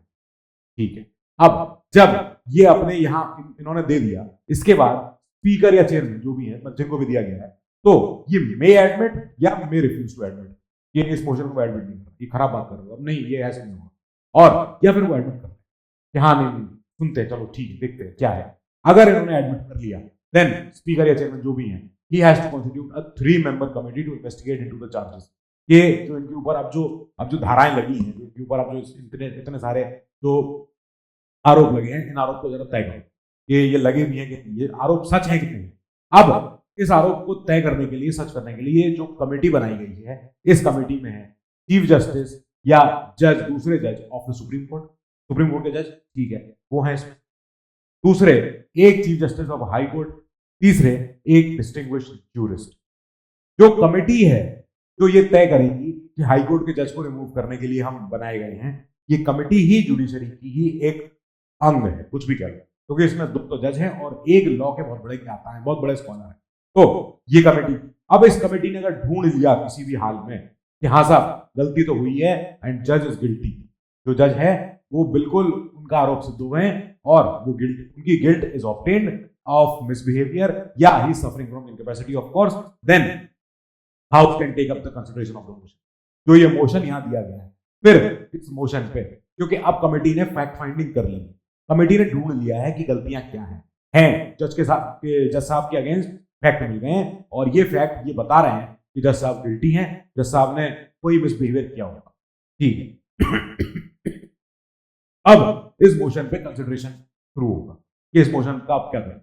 फिर ये मोशन जब अगर किसी तरह पास हो गया अपने अपने विधानसभा, अपने अपने लोकसभा राज्यसभाओं से, और it is pass by special majority 2/3 present voting and total of 50%, ये अगर इससे पास हो गया देन ये address is presented to the president for the removal of the जज, तब जाके जज रिमूव हो। फिर ये जो अगर ये स्पेशल मेजोरिटी पास करा लिए दोनों हाउसेस ने, अपने अपने दोनों हाउसेस ने, दोनों के दोनों ने, फिर यहां पे वो अपने राष्ट्रपति को लिख के भेजेंगे, सर देख लो हमारे से पास हो गया है, कमेटी की ढूंढी हुई रिपोर्ट है, हमने उस पर चर्चा करके हमने उसको अपने टेकअप किया और हमने उस पर वोटिंग कराई, यस। फिर राष्ट्रपति जी अपना बोलेंगे हाँ साहब ठीक है, I am passing an order removing the जज। अब इसी वजह से नो जज इज एवर रिमूव हमारे यहाँ इंडिया में, कोई जज कभी रिमूव नहीं, ठीक बात है। फिर हम देखेंगे आगे कि ये तो अपॉइंट हो गए, अब बीच बीच घूमेंगे भी कई सारे हाईकोर्ट्स में, तो ऐसे कुछ केसेस हुए, सुप्रीम कोर्ट ने ट्रांसफर ऑफ जजेस के ऊपर बोला था कि देखो अगर आप ट्रांसफर कर रहे हो तो पहली बात तो करेंगे तो राष्ट्रपति, ठीक है ये तो पता है, समझ में आ रहा है कि वही अपॉइंट कर रहे हैं, वही इनको रिमूव भी करवा रहे हैं, वही इनको ट्रांसफर कर रहे हैं, high court is higher judiciary. तो अब जब भी आप अगर इनको ट्रांसफर कर रहे हो तो ये कोई ऐसा नहीं होना चाहिए कि you are resorting to an exceptional measure, कि ये आप बिल्कुल किसी को पनिश कर रहे हो। और दूसरी बात, ये कभी ऐसा नहीं होना चाहिए कि आपने किसी को सजा देने के लिए उसको ट्रांसफर किया, नहीं, ये एक एक्सेप्शनल मेजर है, ये तभी यूज करना, और जब ये जनहित में है तब उसको यूज करना। अभी आपको पता होगा दिल्ली हाईकोर्ट के जस्टिस को अभी ट्रांसफर किया जा रहा है, जस्टिस गौरांग कांत जी। तो दिल्ली हाईकोर्ट के जो एसोसिएट जो एडवोकेट्स हैं प्रोटेस्ट में बैठे, वो कह रहे हैं कि नहीं ये जज हमारे बहुत अच्छे थे और इन्होंने बहुत स्ट्रांग ओपिनियन भी देते थे, और जो है कि अपने देखो इनको हटा दिया गया है, हम सुप्रीम कोर्ट से दरख्वास्त करते हैं, राष्ट्रपति से दरख्वास्त कर रहे हैं कि प्लीज इनको ट्रांसफर न करें। आंध्रा हाईकोर्ट के 2 जजेस का ट्रांसफर होना था, फिर एक का मद्रास में, एक का इलाहाबाद। फिर क्या हुआ कि उन जस्टिस को बोला जा रहा है कि सर आप बहुत स्ट्रांग थे, इसलिए आपको रिमूव करना है, इसलिए आपको ट्रांसफर करना है यहाँ से, ये हम ऐसा नहीं होने देंगे। तो कई बार जो हाईकोर्ट के जो एडवोकेट्स होते हैं वो जजेस के साथ तालमेल बिठाने काम करते हैं, वो जजेस के साथ एकदम बैर रख के नहीं काम करते। तो अब जैसा जॉली मूवी में बोला भी गया, जॉली में, कि अरे जज साहब आपको नाराज करके अपनी दुकान थोड़ी बंद करनी है। तो वकील ऑफ कोर्स, क्योंकि कई सारे वकीलों का एस्पिरेशन होता है कि हम भी जज बने, और कई सारे वकील, जो वो वकील ही इसलिए हैं अच्छे वकील क्योंकि उनको जज मानता है कि हाँ ये अच्छे वकील हैं और ये बहुत अच्छी दलीलें देते हैं, बहुत अच्छा पॉइंट है। तो अब कई बार वकील नाराज भी हो जाते हैं कि यार ये ट्रांसफर क्यों हुआ, इतने अच्छे जज थे, इतना फेयर डिसीजन देते थे, एकदम कड़क रहते थे, सब कुछ रहते थे। तो अब ऐसे जज का जब ट्रांसफर होता है तो जाहिर बात है कुछ ऐसे फीलिंग आने लगती है कि यार ये तो कोई इनको पनिशमेंट दी गई इनका। ऐसे जस्टिस चिलमेश्वर जी ने भी ये बात बोली थी कि इस चीज पे हम और अच्छे से इस पे विचार कर ले, तब जाके इसको तथ्य मानना कि किसको आप ट्रांसफर कर रहे हो, क्यों कर रहे हो। ठीक है, आगे चले 94 में सुप्रीम कोर्ट ने बोला कि ये जुडिशियल रिव्यू नेसेसरी होगा इनके ट्रांसफर। अगर आप ट्रांसफर कर रहे हो तो कम से कम हम ये चेक कर लें कि आप आर्बिट्रेरी ट्रांसफर तो नहीं कर रहे हो जजेस का, राष्ट्रपति जी, सरकार, जो भी। और अगर आपको लग रहा है कि ये ट्रांसफर खराब है, ये ट्रांसफर नहीं होना चाहिए था, और आपको इसको जुडिशियल रिव्यू के अंदर इसको चेक करवाना है, देन ओनली द जज who is being transferred can challenge. वो बता देंगे हाँ साहब देखो मुझे ट्रांसफर किया है, ये गलत था। अब तीसरे जज केस में जो हुआ था 98 में, सुप्रीम कोर्ट ने बोला था कि अगर जज का ट्रांसफर हो रहा है then CJI should consult with a collegium of 4 senior most judges of the Supreme Court and also वो 2 चीफ जस्टिस जहां से वो जज जा रहे हैं और जहां पर वो जज अपने बन के जा रहे हैं। क्या हुआ 98 में सीजीआई ने अपने सुप्रीम कोर्ट ने बोला कि जब सीजीआई जी ऐसे किसी ट्रांसफर पे अपनी बात कर रहे हैं सरकार से, तब पहली बात तो वो अपने 4 सीनियर मोस्ट जजेस से बात कर लें, ठीक है, जो उनके ब्रदर जजेस हैं उन्हीं के सुप्रीम कोर्ट में। साथ ही वो ऐसे 2 चीफ जस्टिस को और देख लें जहां से वो जज उठ के ट्रांसफर होकर जा रहा है, तो जहां से जा रहा है वो प्लेस ए से उस हाईकोर्ट की चीफ जस्टिस से बात करें कि सर आपके हाईकोर्ट में से मैं जज को ट्रांसफर कर रहा हूं वहां पे, और उस चीफ जस्टिस से बात करें जहां पे वो ट्रांसफर होने जा रहा है कि आपके यहाँ भी होने जा रहे हैं सर देख लो। फिर इसके बाद ये जो ओपिनियन है सीजीआई की, ये इकलौती इनकी ओपिनियन नहीं है, और अगर इन्होंने इकलौती ओपिनियन दी है तो वो कंसल्टेटिव प्रोसेस नहीं कहलाएगी, फिर वो मानी भी नहीं जाएगी, ठीक है, इट इज नॉट बाइंडिंग। तो कंसल्टेशन अगर प्रॉपर हुआ है 98 वाले केस में, थर्ड जज केस में, कि हाँ साहब हम पूरी चर्चा करके आए हैं, हमने पूरी तहकीकात कर ली है और इन जजेस का ट्रांसफर होना है, तब हो सकता है। यहाँ पे हाईकोर्ट की इंडिपेंडेंस की बात हम करेंगे, हम बोलेंगे कि ये जो हाईकोर्ट है, कोई भी high court, it should be free from everything, कोई उनके ऊपर दबाव नहीं हो, कोई प्रेशर नहीं हो, कोई अतिक्रमण नहीं करे उनकी टेरिटरी में, कोई उनके पावर में, और कोई प्रेशर नहीं, कोई इंटरफेरेंस नहीं from the executive and the legislature, नहीं होना चाहिए। क्यों होगा, होना भी नहीं चाहिए। अब ये इसलिए नहीं होना चाहिए ताकि वो अपना फेयर अपना काम कर सकें, बिना किसी एकदम फ्री, अपना फेयर, बिना किसी फेवर के, बिना किसी इलविल दुर्व्यवहार के, किसी के दुष्भावना रखते हुए किसी के अपना काम करें। तो संविधान ने ये इंश्योर कैसे, सबसे पहले इंश्योर किया है अपॉइंटमेंट के माध्यम से, जिनका अपॉइंटमेंट होता है, अपॉइंटमेंट भले ही राष्ट्रपति करते हैं पर in the consultation with members of judiciary itself, उन्हीं के लोग उनको बताते हैं, जुडिशरी के लोग ही बताते हैं राष्ट्रपति को, सरकार को, कि देखो हम आपको मना कर रहे हैं इन जज का ट्रांसफर मत, क्या हम आपको सलाह दे रहे हैं कि इन जजेस को उठा के यहां से वहां, जरूरी है, ठीक है। अब इससे क्या होगा कि this curtailed the absolute discretion of the executive, जो न्यायपालिका ने अपने आप को बीच में स्थापित करके ये बता दिया कि जुडिशरी इंडिपेंडेंट, और जो एग्जीक्यूटिव है, जो हमारा कार्यपालिका है, जो सीईओ है, सरकार है, प्राइम मिनिस्टर है, इनका अपना कैबिनेट, इनकी पूरी धौंस नहीं चलेगी और हमारे जुडिशियल अपॉइंटमेंट्स में हम जुडिशरी ही बताएंगे, क्योंकि हम अपने अलग एकदम डिपार्टमेंट पूरा अपना अलग है, ठीक है। इसके अलावा जो ये अपॉइंटमेंट हो रहे हैं, ये कोई पॉलिटिकल या प्रैक्टिकल रीजन की वजह से ना हो, ये हो बिल्कुल एकदम फेयर रीजन की वजह से, एकदम बिल्कुल रीजनेबल ये अपनी बातों से। दूसरी चीज पे चले, हमने बोला कि जब हमने किसी को जज बनाया है तो हम उनको जज कभी उनको हटा ही नहीं पाए। नो जज of high court is removed from the office. तो इसका मतलब है कि इनका टेन्योर सिक्योर तो है and they do not hold office during the pleasure of the president. ये ऐसा नहीं है कि राष्ट्रपति जी ने बनाया, राष्ट्रपति जी हटा देंगे उनको, नहीं, हटाने के लिए बहुत लंबी चौड़ी प्रोसेस है, only on the ground mentioned in the constitution, जो संविधान में है उसी बात पे। ऐसा नहीं कि हाईकोर्ट से अगर सरकार नाराज है तो हाईकोर्ट किसी को उठा के हटा दी, नहीं, हो ही नहीं सकता। तो सिक्योरिटी हमारी टेन्योर की फिक्स हो और स्थापित है, ये रहनी भी चाहिए। अब हमने बोला कि जो ये इनकी टेन्योर है इसको हमने फिक्स करना, कैसे करेंगे? इनकी जितनी सैलरी है, भत्ते मिल रहे हैं, प्रिविलेज है, लीव, पेंशन, सारी सब कुछ पार्लियामेंट कर रहा है, ठीक है, पार्लियामेंट बता रहा है, पार्लियामेंट ने कहा भी कि हाँ ठीक है, इतने 2.5 लाख रुपए, अपने 2.25 लाख रुपए आपको मिलेंगे, आपकी सैलरी है, ठीक है, and they also can not be change to their disadvantage also, नहीं हो सकता। पेंशन भी मिलती है इनको, पेंशन कितनी होती है? पेंशन होती है, याद कर लेना, ये कभी कभी कहीं ना कहीं अटक जाएंगे, और अगर आप आंसर लिख रहे होंगे जुडिशरी की स्वायत्ता के ऊपर तो वहां आपको मेंशन करना पड़ेगा। Pension is 50% of last drawn salary.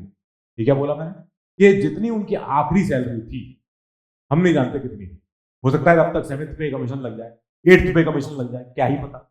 7वां वित्त आयोग, तो 7वां वेतन आयोग, सॉरी नॉट वित्त, तो जो भी उनकी लास्ट पेंशन, जो भी उनकी लास्ट सैलरी रही होगी आखिरी महीने में जब वो रिटायर हुए थे 62 की उम्र पे, अब 62 की उम्र पे जब वो रिटायर हुए तो उन्होंने देखा कि अच्छा मेरी सैलरी जो हुई है ये हुई है 3 लाख मान लो, तो अब उनको जो अगले महीने से पेंशन जाएगी वो पेंशन जाएगी उनकी 1.5 लाख, 1.5 लाख, और ये इनको पेंशन मिलेगी हर महीने।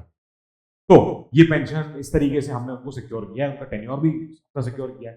साथ ही इनके जितने खर्चे होते हैं हाई कोर्ट के, इनकी जितनी सैलरियां, इनके भत्ते, अलाउंस जजेस की, और इनके स्टाफ की जितनी पेंशन होती है, क्योंकि जजेस खाली जज ही नहीं होते हैं हाईकोर्ट में रजिस्ट्रार होते हैं, हाईकोर्ट में नजारत एक डिपार्टमेंट होता है, और बहुत सारे अपने और सारे एडमिनिस्ट्रेटिव स्टाफ होते हैं, जो नॉन जुडिशियल स्टाफ होते हैं, तो उनके अपने सारे खर्चे, ये प्रशासनिक जितने खर्चे होते हैं रोजमर्रा के, फाइल, टेबल, चेयर, फर्नीचर, सब चीजें, they are charge on the fund of the state, जिस स्टेट में वो हैं। तो उस स्टेट का जो अपना राजकोष है, जो अपना खजाना है, उस स्टेट से इनके सारे खर्चे जाए, ठीक है, डिटरमाइन कर रहा है पार्लियामेंट, खर्चे यहां से। अब इसके बाद ये जो खर्चे हैं, उस जो स्टेट की जो विधानसभा है, उस खर्चों के ऊपर कोई वोटिंग नहीं कर सकती, मना नहीं कर सकती, नहीं आज हम वोट देके मना कर देंगे, नहीं दे रहे जिसको सैलरी, ये नहीं हो सकता।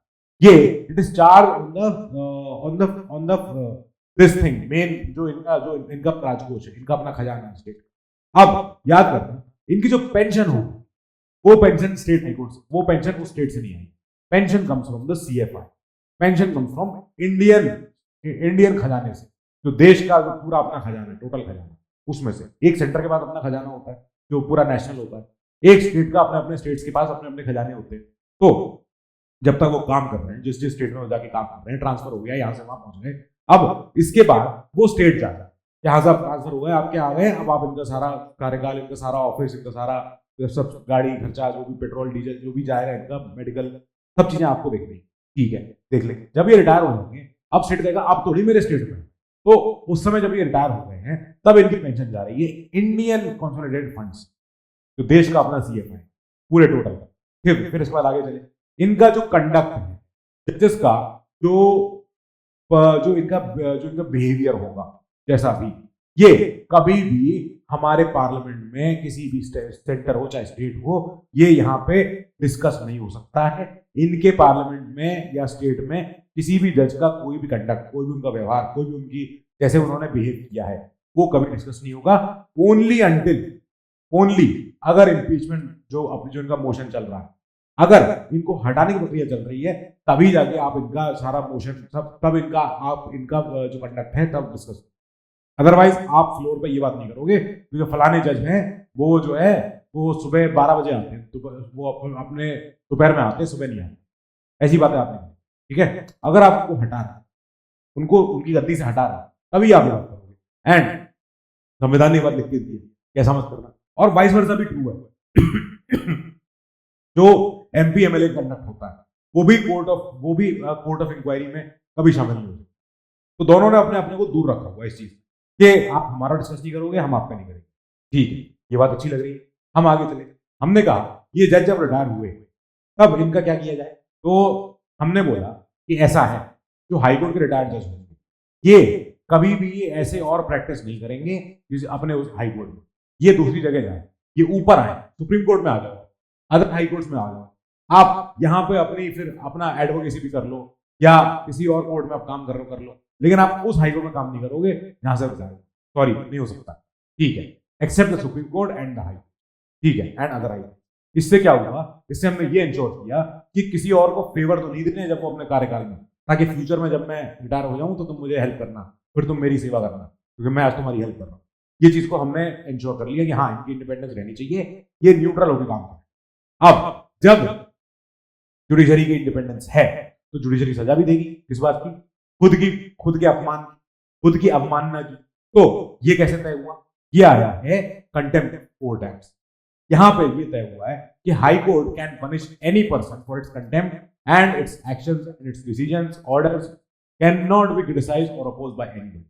नहीं हो सकता, हाई कोर्ट की जो अथॉरिटी है, डिग्निटी है, उसका इनकी अपनी गरिमा है, इनकी प्रतिष्ठा है, उसको बरकरार रखने के लिए ये नहीं हो सकता है कि आप किसी हाई कोर्ट के जज की या हाई कोर्ट के डिसीजन की आप मखौल उड़ा दो, आप बेइज्जती कर दो, आप मजाक कर दो, ट्विटर पे लिख दो, फेसबुक पे लिख डालो, कहीं व्हाट्सएप पे आप शेयर कर दो, खूब सारी ऐसी बातें जो अभद्र हो, जो कंटेम्प्ट का पार्ट हो।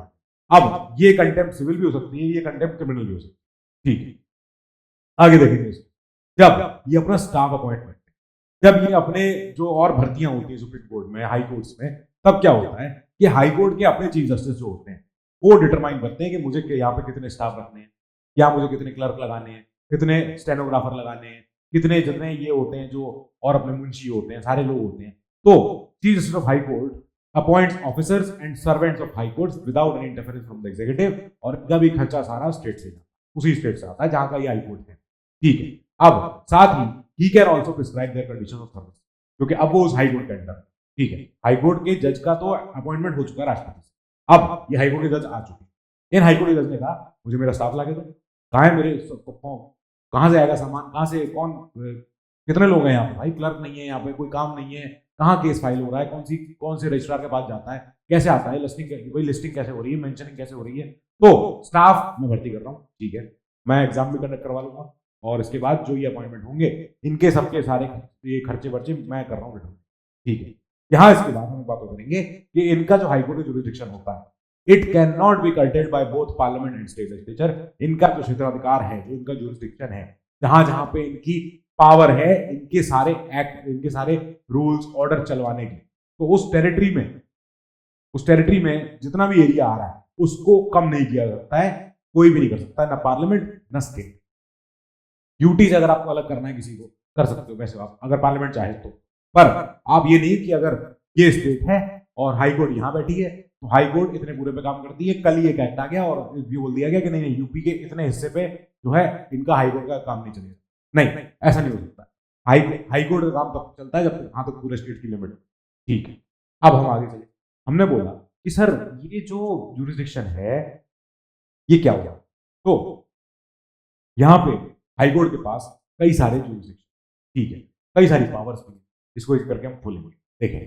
तो हाई कोर्ट क्योंकि हाईएस्ट कोर्ट ऑफ अपील है in the state, just like जैसे सुप्रीम कोर्ट है सेंटर पे, तो it has been vested with many quite extensive and effective powers, कई सारी पावर है, कैसी कि ये है फंडामेंटल राइट्स के प्रोटेक्टर, जैसे हमारा सुप्रीम कोर्ट होता है हमारा guarantor of fundamental rights, guarantor of constitution, custodian of constitution, ऐसे ही ये भी फंडामेंटल राइट्स के प्रोटेक्टर होते हैं, और इसके अलावा ही they are vested with powers to interpret the constitution also.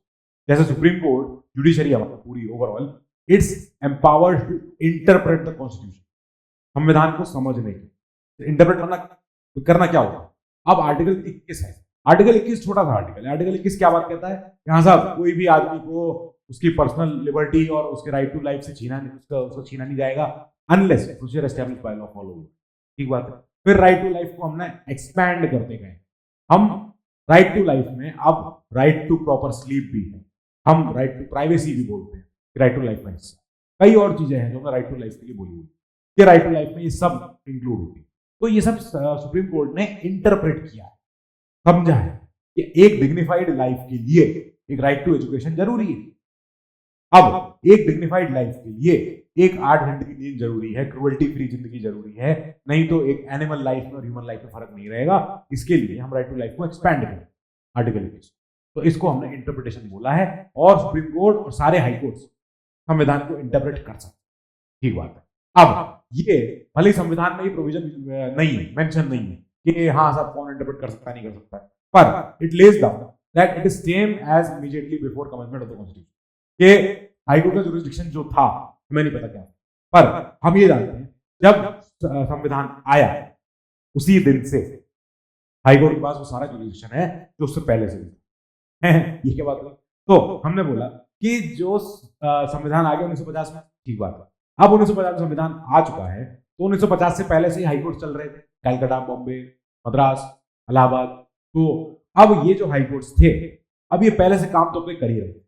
फिर इसके पास जो जुरिस्डिक्शन था वो पहले से ही है, ये मानो बस, दूसरा मत सोचो।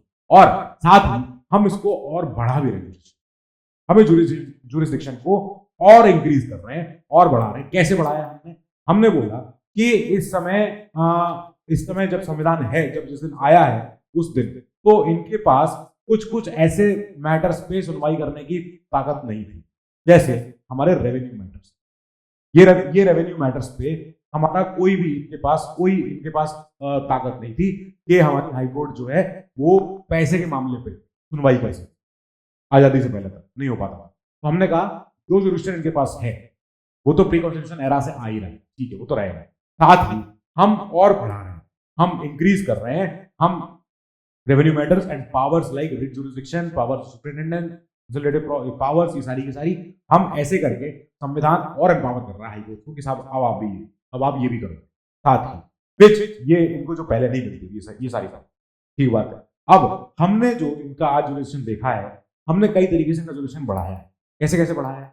जैसे हमारे संवैधानिक प्रावधान जितने हैं वो तो है ही है, इसके अलावा letters pattern, acts of parliament अपने एक्ट बना के रखे कई सारे जुडिशरी के लिए, या आईपीसी 1860, या सीआरपीसी अपना क्रिमिनल प्रोसीजर कोड, या सीपीसी सिविल प्रोसीजर कोड। ऐसे करके हमने ऐसे प्रावधानों के साथ हमने जुरिस्डिक्शन इनका हाईकोर्ट्स का बहुत सारा बढ़ाया है और गवर्न हम ऐसे ही। ठीक है, ये बात हमने कर दी। हम आगे चलेंगे, हम बोलेंगे कि हाँ साहब इनका जुरिस्डिक्शन बताओ मैं क्या, कि तो इनके पास कई सारे जुरिस्डिक्शन, कैसे ओरिजिनल जुरिस्डिक्शन, एपेलेट जुरिस्डिक्शन, अपना और रिट जुरिस्डिक्शन, कई सारी चीजें एक एक करके देखेंगे, सुपरविजन ऑफ लोअर कोर्ट, सब कुछ। तो शुरू कर रहे हैं सबसे पहले ओरिजिनल जुरिस्डिक्शन। ओरिजिनल नाम समझ में आ रहा है कि ओरिजिनल पहली बार है, नया है, यानी कि हाईकोर्ट जो है ये पहली बार में ही किसी केस को सुन सकता है। ऐसा नहीं होगा कि वो केस कहीं नीचे से आ रहा है, किसी और लोअर कोर्ट से आ रहा है, कोई सेशन न्यायालय है, सत्र न्यायालय, जिला न्यायालय, family court, civil court, judicial magistrate class 1, judicial magistrate class 2, chief judicial magistrate जो जिले में होते हैं। तो अगर वहां से कोई केस उठ के आता है इनके पास तैरता हुआ, तो उसको हम बोलते हैं कि ये होगा इनका एपेलेट जुरिस्डिक्शन। अभी आगे आएंगे। फिर हम यह बोल रहे हैं कि नहीं, हम पहले बात करेंगे ओरिजिनल की, कि हाईकोर्ट के पास ये पावर है कि वो पहली बार में ही केस नया कभी किसी ने सोचा सुना नहीं था, केस कहीं किसी लोअर अदालत में नहीं गया, केस सीधे हमारे पास हाईकोर्ट में। जैसे आज लड़ाई हुई कहां पे, गाजियाबाद नोएडा के बीच में दो लड़ाई हुई, ठीक है, दो लोग आपस में भिड़े लड़े। अब ये लोग, ऐसा नहीं होगा कि ये लोग गाजियाबाद के किसी कोर्ट में जाएंगे, नहीं, ये चाहे तो डायरेक्ट चले जाए लखनऊ बेंच में जो इसकी हाईकोर्ट की है, या इलाहाबाद बेंच में जो अपनी मेन बेंच है, ठीक है, प्रिंसिपल सीट पे, तो ये जाके सीधे हाईकोर्ट में जा सकते हैं साहब हमारा झगड़ा, ठीक है। अब यहाँ पे ऐसे कौन से मैटर हैं जिन पे सुनवाई कर सकते हैं? Disputes in relation to election of MP and state legislature MLAs, ठीक है, इनके अगर इलेक्शन के ऊपर कोई चर्चा होनी होगी पहली बार में सुन लेंगे। ऐसा नहीं है कि नीचे कोर्ट में जा रहे हो तब तक आ जाओ, सीधे ऊपर आ जाओ।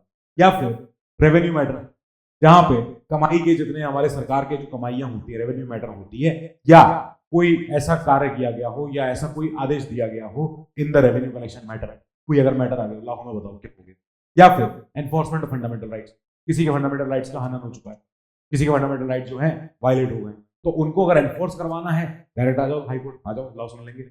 या फिर case order to be transferred from a subordinate court involving interpretation of constitution, कि जहां पे भी ऐसा कोई केस है जिसमें हमें ये तय करना है कि संविधान के किसी प्रावधान को पढ़ें कैसे, कैसे समझें।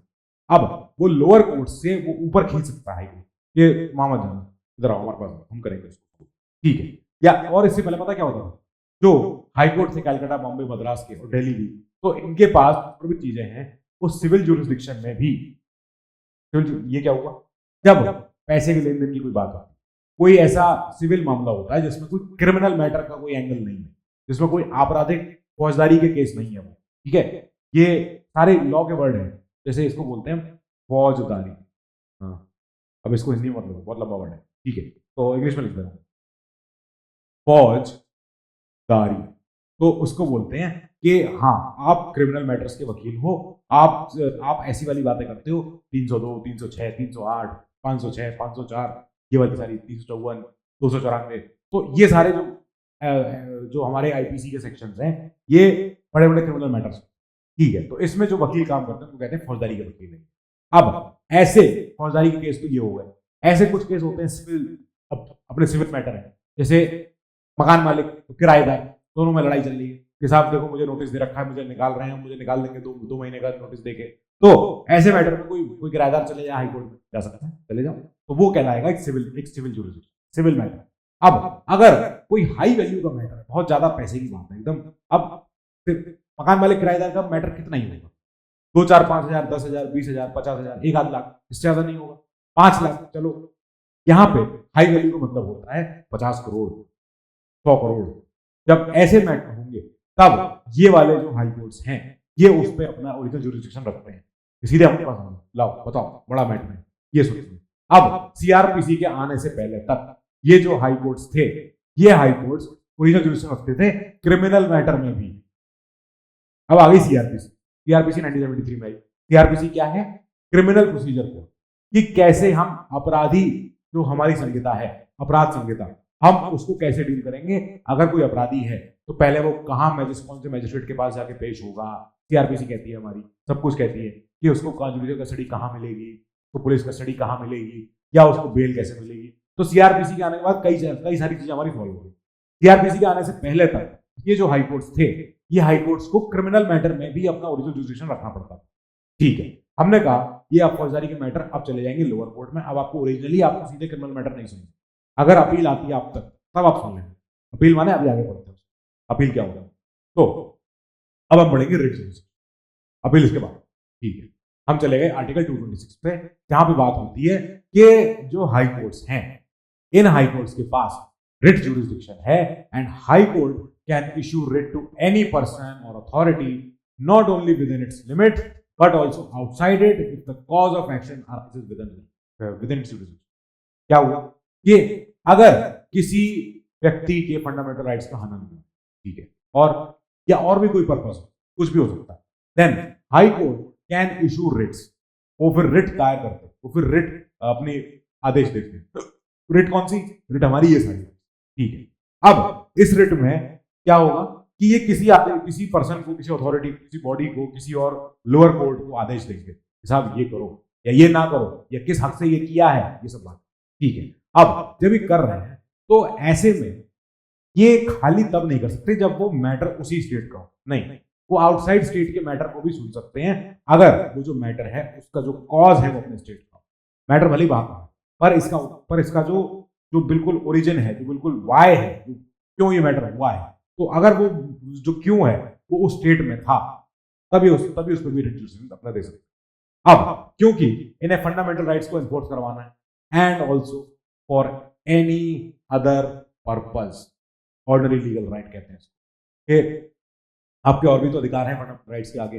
फंडामेंटल राइट्स के आगे आपके अधिकार डीपीएसपी में भी है, आपके अधिकार आर्टिकल 300A भी है। तो ऐसे कई सारे आर्टिकल हमारे जो हमारे फंडामेंटल राइट्स के बाहर हमारे आर्टिकल जो हमारे राइट्स हैं, तो उनको बोलते हैं कि ऑर्डिनरी लीगल राइट्स। अब किसी और पर्पस के लिए भी ये अपना रिट ज्यूरिसडिक्शन अपना दिखा सकते हैं, इस वजह से हम कहते हैं कि हाई कोर्ट का जो रिट जुरिसडिक्शन है वो वाइडर है then that of supreme court. के सुप्रीम कोर्ट के रिट जुरिसडिक्शन जो है वो खाली फंडामेंटल राइट के लिए, खाली फंडामेंटल राइट। वहां सुप्रीम कोर्ट के रिट जुरिसडिक्शन में आर्टिकल 32 में ये नहीं लिखा है फॉर एनी अदर पर्पस, नहीं, वहां नहीं है एनफोर्समेंट ऑफ फंडामेंटल, बस इतना ही नहीं। अब यहां पे हम बोलते हैं कि भाई हाईकोर्ट का जुरिसडिक्शन बहुत बड़ा हो गया फिर तो, ये तो और भी किसी मैटर पे भी सुनवाई कर लेते हैं और रिट जुरिसडिक्शन से अपना रिट दायर करवा देंगे। हाँ, करवा सकते हैं। हाईकोर्ट का रिट जुरिसडिक्शन वाइडर है दैट सुप्रीम कोर्ट। एक और बात कि ये जो रिट जुरिसडिक्शन है this is not exclusive but it is कॉनकरेंट with the writ jurisdiction of supreme court. मतलब क्या हुआ कि जहां पे सुप्रीम कोर्ट अपना काम कर सकती है, सुप्रीम कोर्ट ये भी कह सकती है कि चाहे आप मेरे पास आ जाओ, चाहे आप तो अपने हाई कोर्ट से, कि अगर आपको रिट जुरिसडिक्शन ही करवाना है तो हम दोनों का सेम है। यहां पर हमारी कॉन्करेंस कहां कहां पे, फंडामेंटल राइट्स, कि अगर किसी पर्सन के फंडामेंटल राइट वायलेट हुए हैं तो चाहो तो आप सुप्रीम कोर्ट आओ, सुप्रीम कोर्ट में लड़ाई बड़ी है, खर्चा ज्यादा भी होगा, अपने जो वहां के वकील होते हैं और पैसा भी लेते हैं, तो या फिर आप चले जाओ हाई कोर्ट, वहां हो जाएगा आपका सेम काम। हमारे पास खाली फंडामेंटल राइट की बात हो सकती है, हाई कोर्ट में किसी और चर्चा पे बात हो सकती है। ठीक है, यहाँ पे एल चंद्र कुमार केस हुआ था 1997 में, सुप्रीम कोर्ट ने बोला कि ये जो रिट जुरिसडिक्शन है सुप्रीम कोर्ट का भी और हाई कोर्ट का भी, ये बेसिक स्ट्रक्चर का पार्ट है। वही बेसिक स्ट्रक्चर जो आया था तब 1973, फिर यहाँ पे जो स्ट्रक्चर है ये कभी हटेगा नहीं, कभी इसको आप एक्सक्लूड नहीं कर सकते हो किसी भी संविधान में अमेंडमेंट के थ्रू। ये आया कैसे जुडिशियल रिव्यू, ये आया आर्टिकल 13 और आर्टिकल 32 और 226 के इंटरप्रिटेशन। ठीक है, अब हम चल रहे हैं वहां पे जो हम पहले कह रहे हैं एपेलेट जुरिसडिक्शन, ये हमारा तरीका है। ठीक है, सुप्रीम कोर्ट है, स्टेट हाई कोर्ट है, स्टेट हाई कोर्ट के नीचे हर जिले के अपने अपने जिला एवं सत्र न्यायालय हैं, फिर उसके नीचे और सब डिस्ट्रिक्ट कोर्ट होते हैं जो बिल्कुल छोटे कोर्ट होते हैं, सब डिवीजन मजिस्ट्रेट वगैरह सारे होते हैं उसमें। ठीक है, अब ऐसे कुछ मामले कहां कहां पर, सिविल मैटर, क्रिमिनल मैटर, इन ऐसे मामलों में सुप्रीम कोर्ट और हाई कोर्ट दोनों के पास है एपेलेट जुरिसडिक्शन। ये क्या होता क्या है एपेलेट जुरिसडिक्शन? एपेलेट होता है power of court to review the decision of lower court. जब लोअर कोर्ट्स में कोई फैसला आ चुका, यहां पे आ चुका, यहां पे आ चुका, कोई फैसला आ चुका, आप उस फैसले से खुश नहीं, ठीक है, तो मैं कहूंगा कि आप एक काम करो, आप चले जाओ हाई कोर्ट, और हाई कोर्ट के ऊपर भी आप सुप्रीम कोर्ट भी जा सकते हो। मतलब क्या हुआ कि आप अपील कर सकते हो हायर लेवल पे, तो हम उसको बोलते हैं कि हाँ ये है एपेलेट इनका जुरिसडिक्शन, ये अपील लेके अपना काम करवा सकते। ठीक है, तो सिविल मैटर्स में, क्रिमिनल मैटर्स में दोनों सुप्रीम कोर्ट भी और हाई कोर्ट, सारे इन हाई कोर्ट के पास है अपना एपेलेट जुरिसडिक्शन। पर जब हम चलेंगे संवैधानिक मैटर पे, तब कॉन्स्टिट्यूशनल अगर कोई मैटर है, सुप्रीम कोर्ट के पास तो एपेलेट जुरिसडिक्शन है, ये केस हाई कोर्ट से हाई कोर्ट से जाके ऊपर चले जाएगा, लेकिन हाई कोर्ट के पास ये मैटर नहीं है कि वो यहां से मैटर सुन ले, यहां से मैटर सुन ले, ये नहीं कर सकते। High court here constitutional matters in form of original jurisdiction only but not by way of appeal. कि यहां हाई कोर्ट में अगर मैटर आ रहा है हाई कोर्ट के पास, तो डायरेक्ट यही ही जाए ओरिजिनल जुरिसडिक्शन, यहां से होता हुआ नहीं जा सकता, अपील के माध्यम से नहीं जाएगा ऊपर। कौन सा मैटर? संवैधानिक मैटर, बस। ठीक है, बाकी ओरिजिनली यहां पहुंच जाए सीधे, ठीक है, सुन लेंगे। यहां आपको मजा नहीं आया, आप चले जाओ ऊपर, आप कहोगे साहब आपने तो सही तरीके से इंटरप्रेट नहीं किया संविधान को, हम जाएंगे ऊपर बड़े लोगों के पास, वो बताएंगे। ठीक है, ये हो सकता है।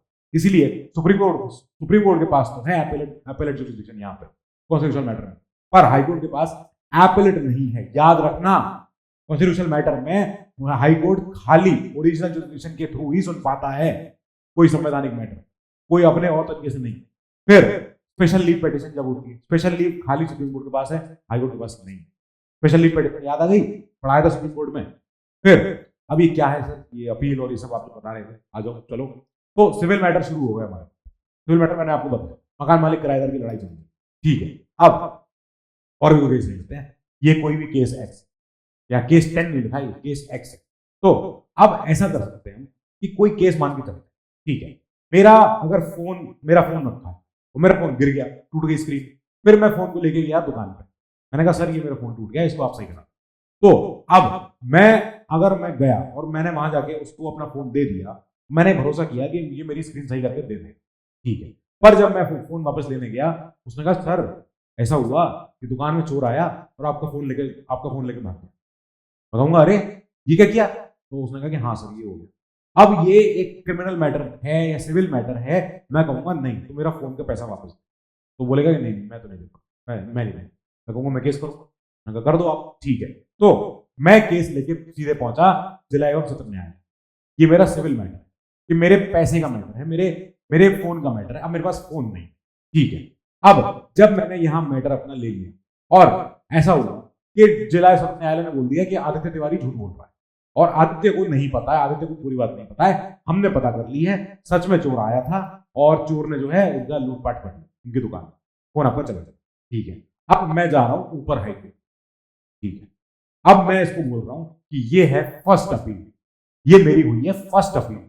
वो अभी मेरा केस आगे गया है, यहां से गया है, डिस्ट्रिक्ट कोर्ट से गया हो, सेशन कोर्ट से गया हो, एडिशनल डिस्ट्रिक्ट कोर्ट से गया हो, या कोई और सबऑर्डिनेट कोर्ट से, किसी भी कोर्ट में जहां मैंने पहले अपना केस दिया था और वहां केस से मैं खुश नहीं हुआ, रिजल्ट जो आया, मैं केस से बड़ा आगे नहीं हुआ। मैंने कहा मालिक न्यायाधीश प्लीज न्याय दीजिए, न्यायमूर्ति, मेरा देखो फोन चोरी हो गया। हाईकोर्ट कहेगी इतना तो तेरा खर्चा, इतना खर्चा तेरा हो जाएगा, फोन ही ले लेता नया, खैर ठीक है। तो लेकिन मैंने कहा नहीं मुझे न्याय चाहिए। उनका तो लाओ तुझे न्याय ही नहीं, लाओ देख। फिर यहाँ पे क्या होगा, ये हो रही है मेरी first appeal. First appeal from orders and judgments of lower courts, ये सारे लोअर कोर्ट्स यहाँ पे, and they lie directly to the high court. आ गए हाई कोर्ट में, ला जाओ आओ देखें क्या हुआ। यहाँ पे हाई कोर्ट एग्जामिन करेगी बोथ चीजें, क्या क्या, क्वेश्चन ऑफ लॉ और क्वेश्चन ऑफ फैक्ट। अगर अमाउंट एक्सीड करती है, बहुत ही स्टिपुलेटेड लिमिट, मैंने कहा मेरा फोन था 10 लाख का, अब करो बोलेंगे तेरा फोन 10 लाख का था, हाँ, तो बोलेंगे अच्छा फिर तो सुनते हैं, लाओ देखें क्या हुआ। फिर यहाँ पे तय करें कि क्या कानून सच में कानून का क्वेश्चन है ये, क्या पैसे बनते हैं इसके, या वो ये तय करेंगे क्या सच में ये फोन चोरी हुआ है, या दुकान वाले ने किसी को फोन बेच दिया है, या इसमें क्या किया गया है, फोन के साथ देखें जरा। तो पहले तो ये तय होगा मेरा फोन 10 लाख का था, मैं कहूंगा हाँ, कैसे 10 लाख का था, मैं कहूंगा मैं गया था एप्पल के हेडक्वार्टर में लंदन, वहां यूएस में, मैंने जाके अपने फोन में भरवाई है 500 TB मेमोरी, और मेरा फोन हो गया 10 लाख, बहुत मेमोरी है मेरे फोन में। अच्छा पक्का प्रूफ है इस बात का, मैंने कहा हाँ है, देखो ये प्रूफ, मैं दिखा दूंगा अपने प्रूफ, मान लो हाइपोथेटिकली चल रहा है सर, ठीक है। अब वो बोलेंगे हाँ यार फोन 10 लाख का, बड़ा चीज बड़ी बड़ी, ठीक है। अब वो बोलेंगे कि हाँ ये तो प्रूव हो गया कि ये फैक्ट सच है कि हाँ फोन 10 लाख का। अब इस पे चलते हैं दूसरे फैक्ट पे, क्या फोन चोरी हुआ था।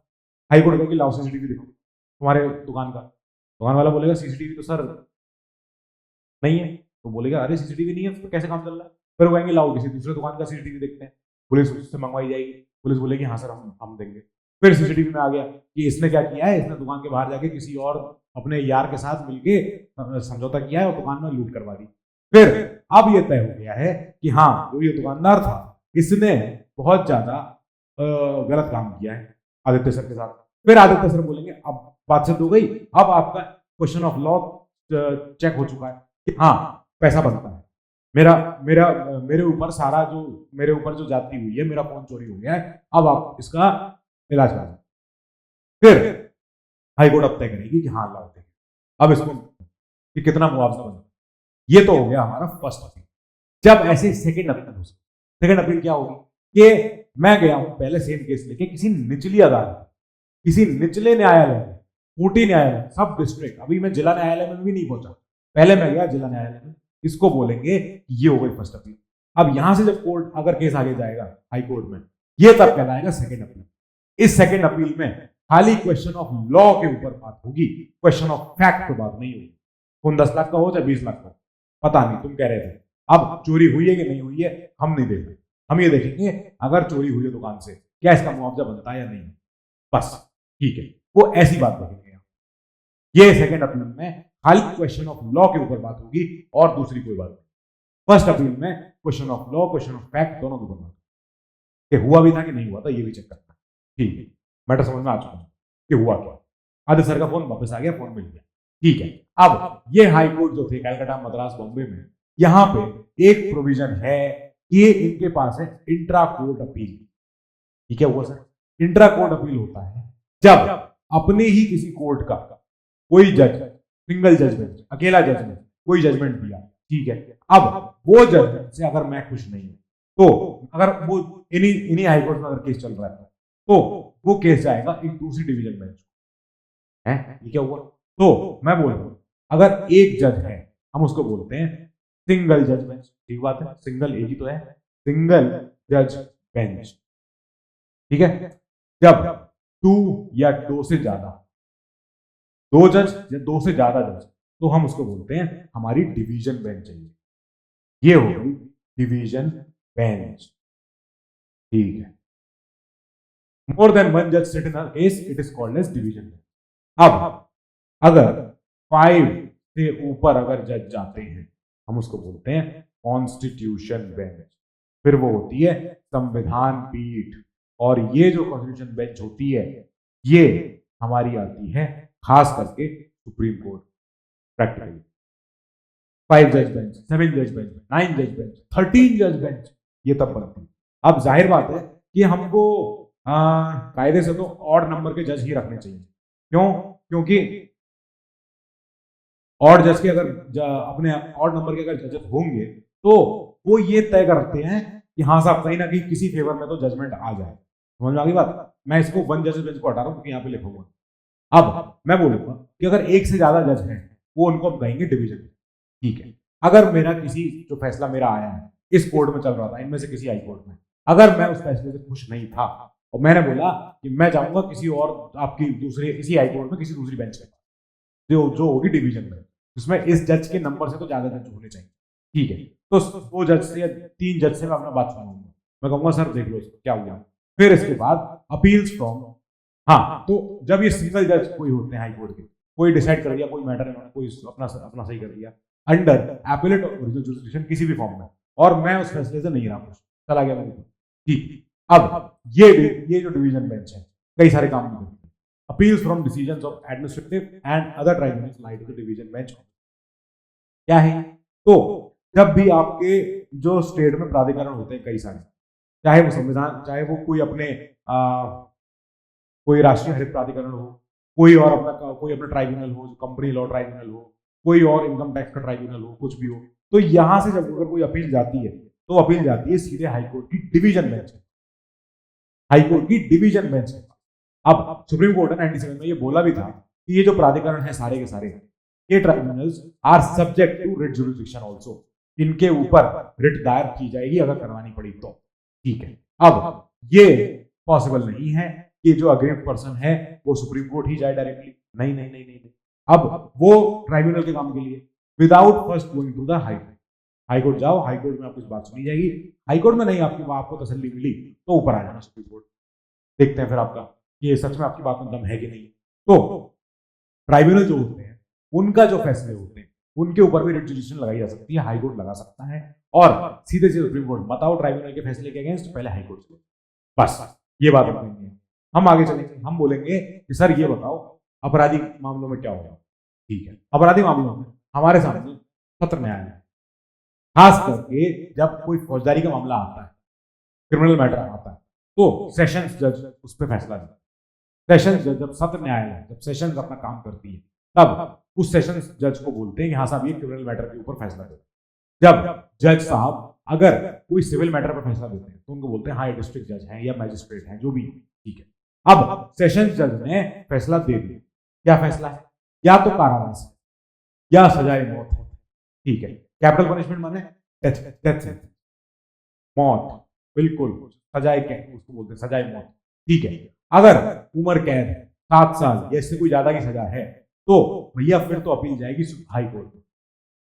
ठीक है, अगर यहाँ पे कैपिटल पनिशमेंट दी गई है, इनको डेथ सेंटेंस दिया गया है किसी मुजरिम को और ये प्रूव हो गया है, गिल्ट ऑब्टेन हो गई है, तो इस ट्रायल खत्म हो गया है और इनको कैपिटल पनिशमेंट अवार्ड हो गई, इनको डेथ पेनल्टी दे दी गई, तब डेथ पेनल्टी के बाद ये जरूरी है कि वो उसका अप्रूवल मिले हाई कोर्ट से। जरूरी है, चाहे अपील हो या ना हो, अपील करने की जरूरत नहीं, अपील छोड़ दो, अगर डेथ सेंटेंस मिला है किसको हाई कोर्ट से अप्रूवल होना पड़ेगा, हाई कोर्ट अप्रूव करेगी हाँ डेथ सेंटेंस बनता है इसका। ठीक है, बहुत ही ग्रीवियस, बहुत ही ग्रेव सिचुएशन है, ग्रीवियस क्राइम है, rare of the rare crime है, ऐसे ही सारे वर्ड हैं जो जुडिशरी यूज करती है जब किसी को डेथ सेंटेंस देती है, रेयर ऑफ द रेयर। जैसे आपको याद होगा 2 औरतें हैं जो अभी राष्ट्रपति से गुहार लगा रही हैं कि हमारी डेथ सेंटेंस को प्लीज रोक दिया जाए, तो वो महाराष्ट्र की 2 लेडीज हैं, उन्होंने जाने कितने बच्चों का मर्डर किया है। तो अब ये rare of the rarest case, ऐसे में लोअर कोर्ट ने कह दिया, सेशन कोर्ट ने कह दिया सॉरी, डेथ पेनल्टी के अलावा कोई ऑप्शन नहीं है, you are not fit to live in the society, आप जाओ हंसी। तो और आपको सजा देके हम ये तय करते हैं, हम और लोगों में डर बिठाते हैं कि ऐसा ग्रेवियस ऐसा अपराध ना करे कोई, ऐसा rare of the rare crime कोई ना करे, ठीक है। पर कुछ ऐसे प्रोविजन है सीआरपीसी में 1973 में, यहाँ पे क्या होगा कि ऐसे appeal from judgements of assistant session जज या हमारे मेट्रोपॉलिटन मजिस्ट्रेट या बाकी जुडिशियल मजिस्ट्रेट जो होते हैं, judicial magistrate class 1, first class, second class, इन वाले जजेस के मैटर्स भी जब अपील जाती है सीधा हाईकोर्ट चली जाती है, ठीक है। अपील जाए ना जाए कोई फर्क नहीं पड़ता, अगर कारावास 7 साल से ज्यादा का है तब अपील जाएगी, ठीक है। और दूसरे छोटे जजेस जब काम करते हैं, सीआरपीसी के कुछ प्रावधान हैं जो ये कहते हैं कि हाँ आप हाईकोर्ट जा सकते हैं। अब हम आगे चलेंगे, हम बोलेंगे साहब इनका बताओ सुपरवाइज कैसे कर रहे हैं छोटे कोर्ट्स माने उस स्टेट के जितने छोटे कोर्ट्स, जैसे यूपी है 75 जिले हैं, तो 75 सब डिस्ट्रिक्ट कोर्ट्स तो होंगे ही होंगे, 75 जिला न्यायालय होंगे, 75 सेशन कोर्ट भी होंगे। बस अब मिलिट्री कोर्ट को छोड़, मिलिट्री अलग चलती है, मिलिट्री का अपना कोर्ट मार्शल होता है, मिलिट्री का अपना कोर्ट होता है, उसको वो हमारे उसमें दायरे में नहीं है, ठीक है। पर हाईकोर्ट का किसी भी स्टेट में जो हाईकोर्ट है तो पूरी पावर होती है लोअर कोर्ट्स पे अपनी निगरानी रखने की, अपनी सुपरिटेंडेंस बना के रखने की, सुपरविजन बना के रखने की। ये जिसको हम कहते हैं कि सुपरिटेंडेंट कर रहे हैं, ये एकदम सब पे निरीक्षक पूरे बने हुए हैं हर लोअर कोर्ट के, over all courts and tribunals functioning in the territorial jurisdiction of that state, ठीक है। कैसे करते हैं, ये करते हैं call for returns from them, जो छोटे कोर्ट होते हैं। कॉल फॉर रिटर्न माने क्या कि केसेस फ्रॉम लोअर कोर्ट को ट्रांसफर कर लेते हैं, ला ऊपर ला, ठीक है, या किसी और को दे दिया, दूसरी लोअर कोर्ट को दे दिया, या make and issue general rules and prescribe forms for regulating the practice and proceedings of the जो लोअर कोर्ट्स हैं, उनमें कैसे काम चलेगा, कैसे उनके रूल्स तय होंगे, उनकी रोज की प्रोसीडिंग कैसी होगी, जज का ऑफिस चेंबर कितना कौन सी जगह पे होगा, सब कुछ चीजें ये ही विल जो हाई कोर्ट्स होते हैं स्टेट के, they prescribe forms in which books, entries, account, जो स्टेट के अंदर कितने सारे जिले में कोर्ट्स हैं उनके सारे अकाउंट, बही खाते, उनके सारे पन्ने, कागजात, दस्तावेज, वो सारे कहाँ रखे जाएंगे, कैसे रखे जाएंगे, कैसे मेंटेन होंगे, कैसे एंट्रियां होंगी, सब चीजें वो सब करेंगे। They high court they settle the fees payable to sheriff हमारे होती नहीं इंडिया में, तो क्लर्क्स, ऑफिसर्स, लीगल प्रैक्टिशनर्स कितने होते हैं, इनमें कितनी इनकी सैलरी, कितनी इनकी फीस जानी चाहिए, कितने इनको कितना इनका सारा वही खाता है, वो सारा मेंटेन करता है। तो हाईकोर्ट का जो अपना ये जुरिस्डिक्शन है ये बहुत बड़ा होगा। कैसे बड़ा हो गया, it extends to all courts tribunal, पहली बात तो स्टेट में, ठीक है। It covers not only administrative but also judicial superintendent, ये लोअर कोर्ट्स न्याय सही दे रहे हैं कि नहीं दे रहे हैं वो तो देख लो, ये सारी काम चीजें तो बाद में चलती रहेंगी, तो मेन काम तो न्याय देना है, पर न्याय देना देखो इनसे कैसे हो रहा है। It is a revisional jurisdiction, ये रिवाइज भी करवा देते हैं जजमेंट, ओए गलत दे रहे हो तुम, सही करो उसको। And it can be suo motu also and not necessary on the application of a party, कि हाँ साहब जब पार्टी दस्तावेज जब दाखिल करे अपने पिटीशन तभी सुने, उसके पहले ही सुन ली, क्या पता यार कोई इंपॉर्टेंट मैटर चल रहा है, सुओ मोटो ले लिया, संज्ञान ले लिया, आओ लाओ देखें क्या हो रहा है। इट इज एक्स्ट्रा ऑर्डिनरी, बस ये देख लो, ये जो पावर्स है ना बहुत बड़ी, और ये पावर्स को बहुत ही स्पेरिंगली यूज करो, बहुत ही कम बार यूज करो, कब यूज करनी है आपको दिखाते हैं कब। तो ऐसे कुछ 5 केस है कि भाई जब एरर ऑफ लॉ हो गया है, एकदम मतलब पता है कि हाँ जो जजमेंट दिया गया है गलत है, तो एरर ऑफ लॉ हुआ है, या हमारा एकदम मैनिफेस्ट इनजस्टिस हुई, किसी के साथ अन्याय हुआ है, न्याय दिलवाने, तो न्याय मांगने गया, उसके साथ उल्टा मतलब रोजे छुड़ाने गए, सॉरी नमाज छुड़ाने गए, रोजे गले लग गए, वो सब हो गया मैनिफेस्ट ऑफ इनजस्टिस, ये सब केस में। तो ऐसे में तब हाईकोर्ट बोलेगी कि नहीं अब हमें एक्शन लेना पड़ेगा, अब हमें बताना पड़ेगा क्या हुआ है, या कभी जुरिसडिक्शन बहुत ज्यादा ही हो जाता है, जिला का भाई अपने जिला कोर्ट का काम ही नहीं था, उन्होंने कहा लाओ हम ही करेंगे, एक्सेसिव जुरिसडिक्शन ये करवाना पड़ता है। या कि कोर्ट है आगरा में और केस है कानपुर का, तो कानपुर का केस बेचारा कानपुर कोर्ट से छीन के आगरा कोर्ट के लिए लाओ हम करेंगे, ये गलत, एक्सेसिव जुरिसडिक्शन हो गया। फिर क्या लिखा हूं 3 है, हाँ 4। या फिर कभी कभी भाई ये भी होता है कि बिल्कुल ही किसी के बहुत एकदम कोई ग्रॉस वायलेशन हो जाए किसी के अधिकारों का, gross violation violation of rights, ठीक बात है, ये भी हो गई। किसी के अधिकार बहुत ज्यादा हनन हो गए, किसी की बात सुनी जा रही है, नेचुरल जस्टिस के प्रिंसिपल से धज्जियां उड़ा दी गई, ये सब नहीं चल पाए। तो ऐसे केस में हम कभी भी, हाँ, जब अगर किसी लोअर कोर्ट है, कोई लोअर कोर्ट है और वो किसी ऊपर की कोर्ट के ऑर्डर्स को नहीं माने, मतलब डिसरिगार्ड कर दे, मानना ही छोड़ दे, डिसरिगार्ड लॉज ऑफ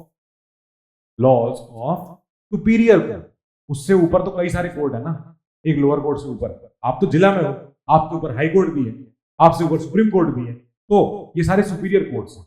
अब ये सारे के सारे कोर्ट्स जो आपके लिए लॉ बना रहे हैं, ये आपको मानने चाहिए। आपने नहीं माने, आपने कहा सॉरी ये मेरी कोर्ट है, मैं हूं यहाँ का जयकांत शिखरे, तो मैं ही करूंगा यहाँ पे सारे काम, नहीं, ये नहीं हो सकता।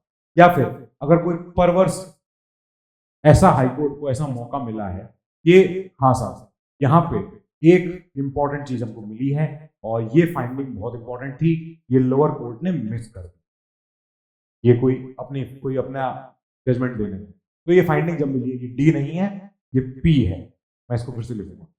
अब परवर्स, ये लो परवर्स, जैसे एडवर्स होता है परवर्स में, तो परवर्स फाइंडिंग, ये सब तब होगा। हम आगे चलेंगे, हम बोलेंगे ये जो सबऑर्डिनेट कोर्ट्स हैं इन पे कंट्रोल और बताओ सर कैसे हो रहा है। तो हाईकोर्ट के पास और कंट्रोल बढ़ा है, कैसे, जब वो एडमिनिस्ट्रेटिव कंट्रोल दिखाते हैं अपने लोअर कोर्ट्स, कैसे कैसे, ये जो लोअर कोर्ट है इनके अंदर होते हैं डिस्ट्रिक्ट जज और बाकी पर्संस जो अपॉइंट होते हैं थ्रू पीसीएस के। ये किसी को एग्जाम में पता होगा क्या होता है, ये जुडिशरी का एग्जाम होता है, यहां से आप जज बनते हो।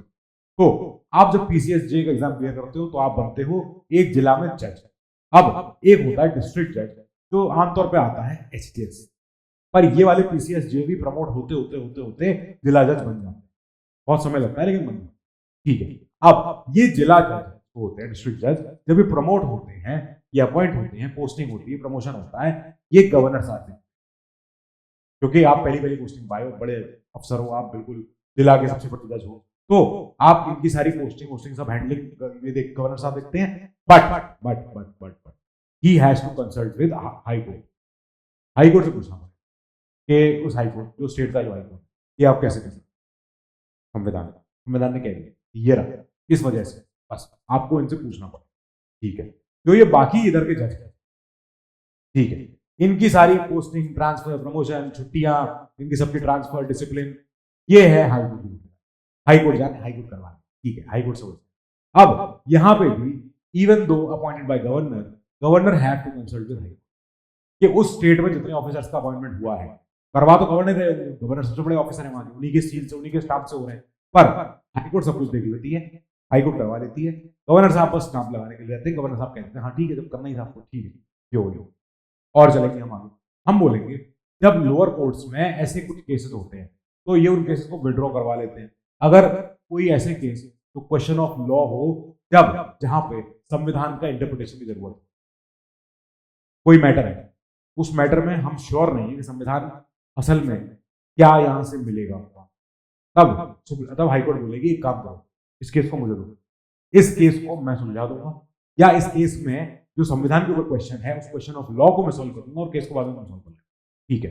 तो high court can dispose of this matter also by itself, या फिर हाईकोर्ट उस क्वेश्चन ऑफ लॉ को सॉल्व कर देगी एंड केस को वापस भेज देगी टू द सबऑर्डिनेट कोर्ट, आप सॉल्व करो, ठीक है, ये कर सकती है।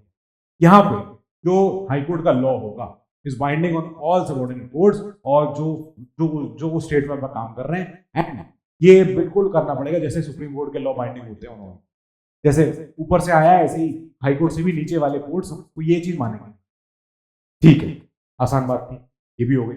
अब बताओ सर कोर्ट ऑफ रिकॉर्ड, ये सारी की सारी जुडिशल पावर्स है इनकी जो भी चलती आ रही है ऊपर से। फिर कोर्ट ऑफ रिकॉर्ड क्या होगा कि जो हाईकोर्ट होते हैं ये हाईकोर्ट में फैसले देते हैं, जजमेंट, ऑर्डर, डिक्री, प्रोसीडिंग, सारी इनकी रोज की इनकी जो एविडेंस सब कुछ, तो ये सारे के सारे इनके जितने एक्शंस होते हैं हाईकोर्ट के, दे आर रिकॉर्डेड, लिखे जाते हैं, ये एकदम लिख के ऐसे रखे जाते हैं कि कभी भी इस मैटर को हम बाद में आगे जाके रेफरेंस दे सकते हैं इस मैटर का। यानी कि ये जो इनके जजमेंट हैं, इनके सारे एक्शन हैं हाई कोर्ट के, they are recorded for perpetual memory and testimony. अगर मेरा एक मैटर चला या मैं एक जज हूं हाई कोर्ट का और मैंने एक मैटर पर फैसला देके खत्म कर दिया उस मैटर, ठीक है, अब ये मैटर तो मैंने फैसला दे दिया ना, अब क्या होगा, कोई और मेरे बाद कोई और आदमी कभी इस केस को लेके किसी और लोअर कोर्ट में जाए या किसी और हाई कोर्ट में जाए, तो वो वहां पे कह सकता है कि सर 5 साल पहले लॉर्ड आदित्य साहब ने, माय लॉर्ड आदित्य जज ने, माननीय श्री है जो भी, तो जज आदित्य ने उस दिन इस केस के अंदर ये फैसला दिया था। अब ये जो आपने बोला, जो उस नए आदमी ने बोला है, तो ये एक एविडेंस, ये प्रॉपर एविडेंस, जो हाईकोर्ट के जजमेंट्स हैं, they are admitted to be of evidentiary value and they can not be question. इस पे क्वेश्चन नहीं होगा कि हाईकोर्ट ने वो एक्शन रिकॉर्ड किया हुआ, हाईकोर्ट ने जजमेंट दिया है और हाईकोर्ट एक कोर्ट ऑफ रिकॉर्ड है। इस वजह से जो ये सारे जो टेस्टिमोनी है, ये सारी जितनी जो हो रही है, अब और नए केस आ रहे हैं, तो वो पुराने अपने जजमेंट्स को रेफर कर सकते हैं। यहां से आप देखो, हाईकोर्ट ने देखो 20 साल पहले क्या बोला था, याद करो, हाईकोर्ट ने ऐसा बोला था। अब इस बात पर क्वेश्चन नहीं होगा, और इस बात पर ये क्वेश्चन नहीं होगा कि क्या ये एविडेंस है कि नहीं, एविडेंस है, इस बात पर हुआ था फैसला 20 साल पहले इसी कोर्ट में, पब्लिक कोर्ट ने इस पर करी थी सुनवाई, ठीक है, when produce before any subordinate, ठीक है, ये हो गया। अब these are recognised by as legal precedents and legal references. यहाँ ये प्रेसिडेंट है, ये धारणा बन गई है, अब ये ट्रेडिशन है, कस्टम है, अब तो ये मानना पड़ेगा, ये है। Now as a court of record, high court के पास पावर है फॉर कंटेम्प्ट पनिशमेंट ऑल्सो। अगर यहाँ पे पॉइंट समझना, अगर हाई कोर्ट एक कोर्ट ऑफ रिकॉर्ड नहीं होती तो क्या होगा? मान लो मैं एक जज हूं, एक हाई कोर्ट, ठीक है, अब उस हाई कोर्ट का एक फैसला है, उस फैसले के खिलाफ जनता में आवाजें उठ रही हैं, खूब आवाजें उठ रही हैं, लोग मखौल उड़ा रहे हैं, ट्विटर पे लिख रहे हैं, कुछ भी कर रहे हैं। अगर हाई कोर्ट एक कोर्ट ऑफ रिकॉर्ड नहीं होती, यानी कि high court as an organism, उसके हाई कोर्ट के पास एक मेमोरी नहीं है, अब वो कंटेम्प्ट कैसे मानेगी अगर उसे अपना केस मैटर याद ही नहीं है? अगर हाई कोर्ट के पास अपनी मेमोरी है, ये वाली परपेचुअल मेमोरी है, क्योंकि कोर्ट ऑफ रिकॉर्ड है, सब लिखा हुआ दस्तावेज रिकॉर्डेड है और बुलाए जा सकते हैं कभी कभी अपने दिमाग में वापस, यहाँ सर मैंने ही दिया था फैसला। तब ऐसे में क्या होगा, मैं एक जज हूं, मैंने फैसला दिया था, मेरे फैसले के खिलाफ आवाज हो रही है, विद्रोह उठ रहा है खूब समाज में, और मेरे माहौल उड़ रहा है, मेरी अथॉरिटी, डिग्निटी, ऑनर की सबकी धज्जियां उड़ाई जा रही है। तब ऐसे में मैं कहूंगा कि देखो, मैं अपना कोर्ट ऑफ रिकॉर्ड होने की वजह से, मैं अपनी मेमोरी से वो याद कर पा रहा हूं किस वजह से कंटेम्प्ट हो रहा है। अगर मेरे पास मेमोरी नहीं होती तो मुझे पता ही नहीं था कि कंटेम्प्ट क्यों कर रहा है। सही बात है। तो इसीलिए हम कहते हैं कि हाई कोर्ट एक कोर्ट ऑफ रिकॉर्ड है, इस वजह से हाई कोर्ट के पास पावर है for the punishment of contempt. अब कंटेम्प्ट का या तो मैटर सिविल होगा या क्रिमिनल होगा, ठीक बात है। संविधान में नहीं, संविधान में नहीं तो कहां है? कंटेम्प्ट ऑफ कोर्ट एक्ट 1971, इसने बता दिया है कि high court can punish for contempt not only of itself but junior courts also. यहां पे हाई कोर्ट बोलेगी कि मेरा तो अपमान न कर ही रहे हो, ठीक है, पर अगर मेरे नीचे जितने ये सारे जूनियर्स हैं, जो इतने जिला में जितने सारे जज बैठे हैं, अगर इनका भी अवमानना हुई, हम डील करेंगे, सजा भी देंगे। कैसे दे रहे हैं हम सजा? यहां से दे रहे हैं हम कंटेम्प्ट ऑफ कोर्ट एक्ट 1970, ठीक है। अब याद रखना एक बात, ऐसे कुछ कंटेम्प्ट है जो आईपीसी में मेंशन है अलग से कि कोर्ट ने ऑर्डर दिया है, कोर्ट ने समन भेजा है, कोर्ट ने नोटिस भेजा है, जा नहीं रहे लोग, कोर्ट के ऑर्डर का सम्मान नहीं कर रहे हैं, तो इसका मतलब है कि आईपीसी में ऑलरेडी उल्लेख है उसका। इसके लिए कंटेम्प्ट ऑफ कोर्ट एक्ट तक मत जाओ, इतना ये बड़ी चीज है। अगर आईपीसी में उल्लेख है ऑलरेडी, तब हाई कोर्ट क्या करेगी? No high court shall take cognizance of ऐसे कंटेम्प्ट जो ऑलरेडी ऐसे गुनाह यहाँ मेंशन। अगर यहाँ गुनाह मेंशन है तो उसकी सजा भी यही होगी, उसमें फिर हाई कोर्ट उसको कॉग्निजेंस में नहीं लेगी, संज्ञान में नहीं लेगी। ये क्या हुआ ना, फिर से देखें, सबऑर्डिनेट कोर्ट का मैटर था, सबऑर्डिनेट कोर्ट का कोई समन, कोई नोटिस, कोई ऑर्डर कुछ भी गया, नोटिस चस्पा करके गए थे किसी घर पे और बोला कि ये इनको बता देना कि इनके खिलाफ नोटिस आया हुआ है, इनको जाके कोर्ट में बयान देना। ये गए नहीं कभी कोर्ट ने 6 महीने बाद बोला कि बुला देखें, तो सबऑर्डिनेट कोर्ट का अपमान हुआ है। अब सबऑर्डिनेट कोर्ट का अपमान ये जो हुआ है, इस अपमान के लिए हाई कोर्ट नहीं जा सकता, क्यों ना हाई कोर्ट खुद से सुनवाई करेगी, तो वो इसलिए करेगी क्योंकि आईपीसी में मेंशन है, ठीक है, वहीं से वहीं डील हो जाए, सबऑर्डिनेट कोर्ट सजा दे देंगे। ये हो ना, आई विल कम टू कि ये कोर्ट ऑफ रिकॉर्ड जो है, तो हाई कोर्ट के पास पावर है रिव्यू की खुद ही को। अगर ये कोर्ट ऑफ रिकॉर्ड नहीं होती तो उसके पास मेमोरी नहीं होती कुछ। ये सब गेम हो रहा है इसलिए क्योंकि हम मेमोरी पे हैं। हम बोल रहे हैं कि कोर्ट के पास अपनी मेमोरी है। अब जब अपनी मेमोरी है तो उसे याद आएगा कि हाँ यार मैंने जो 2 साल पहले फैसला दिया वो गलत है, उस पर मुझे सही करना है। तो high court also has power to review and correct its own order और डिसीजन। इनको सबको ही सॉल्व कर सकता है। ये पावर ये not specifically conferred on high court है, पर ये डिराइव की गई है क्योंकि सुप्रीम कोर्ट के पास तो पावर है। कहाँ है? 137 रिवाइजरी जुरिसडिक्शन। इन्होंने बोला है कि हम अपने आप को करेक्ट कर लेंगे जब हमें लगेगा, ठीक है। पर हाईकोर्ट ने ये पावर बनवाई, संविधान में नहीं, ठीक है। कोर्ट ऑफ रिकॉर्ड है, इस वजह से इनके पास मेमोरी है, इनके पास रैम है। अपना कंप्यूटर की रैम जैसे होती है, जैसे मेमोरी है, तो उस मेमोरी में स्टोर्ड है कि हाँ ये मैटर चल रहा है, ये एक पॉइंट ऑफ कंटेंशन है, लोग इससे नाखुश हैं, इस ऑर्डर में क्या है लॉ फिर से देखें। बड़ी बेंच के पास चला, बड़ी बेंच ने बोला हाँ यार हाईकोर्ट ने गलती करी है, हम इसको सुधार करेंगे। ये इस वजह से हो पा रहा है क्योंकि कोर्ट ऑफ रिकॉर्ड। बस फिर हम आगे हमने कहा लाओ सर जुडिशियल रिव्यू बता दो, ये भी तो होगा एक लास्ट, यही है जुडिशियल रिव्यू। तो हमको आदित्य सर ने ऐसा पढ़ाया हुआ है कि आदित्य सर अब कुछ भी बोल रहे हैं जुडिशियल रिव्यू हमें पता है, ठीक बात है। अब जुडिशियल रिव्यू क्या है? Is the power of high court to examine the constitutionality, संवैधानिकता ऑफ इनएक्टमेंट्स ऑफ लेजिस्लेचर, विधायिका के बनाए हुए कानून और executive orders of both the centre and state. या तो कानून बनाए गए या ऐसे कार्यपालक, ऐसे जो हमारे कार्य किए गए हों जो जिनकी संवैधानिकता चेक करनी है। अगर ये सारे काम जो हुए हैं, if they are found ultra vires, यानी संविधान से इतर, संविधान से अलग, तब they can be declared unconstitutional, null, void, zero, invalid, कुछ भी कह लो, हाईकोर्ट खत्म कर देगी। और चाहे स्टेट का कानून हो या सेंटर का कानून, खत्म हो जाएगा, नहीं मानेगी। और एक बार खत्म हो गया, this power judicial review explicitly conferred on high court by article 13 and article 226। अगर वो खत्म हो गया तो फिर वो कहीं नहीं चलेगा, किसी और स्टेट में भी नहीं चलेगा। अगर सेंटर का कानून अच्छा नहीं है, वो कानून संवैधानिकता उसकी खराब है, वो संवैधानिक प्रोविजंस के अलग जा रहा है, तो अगर उसको नल एंड वॉइड करार कर दिया गया, वो देश के किसी और हिस्से में भी नहीं चल पाए।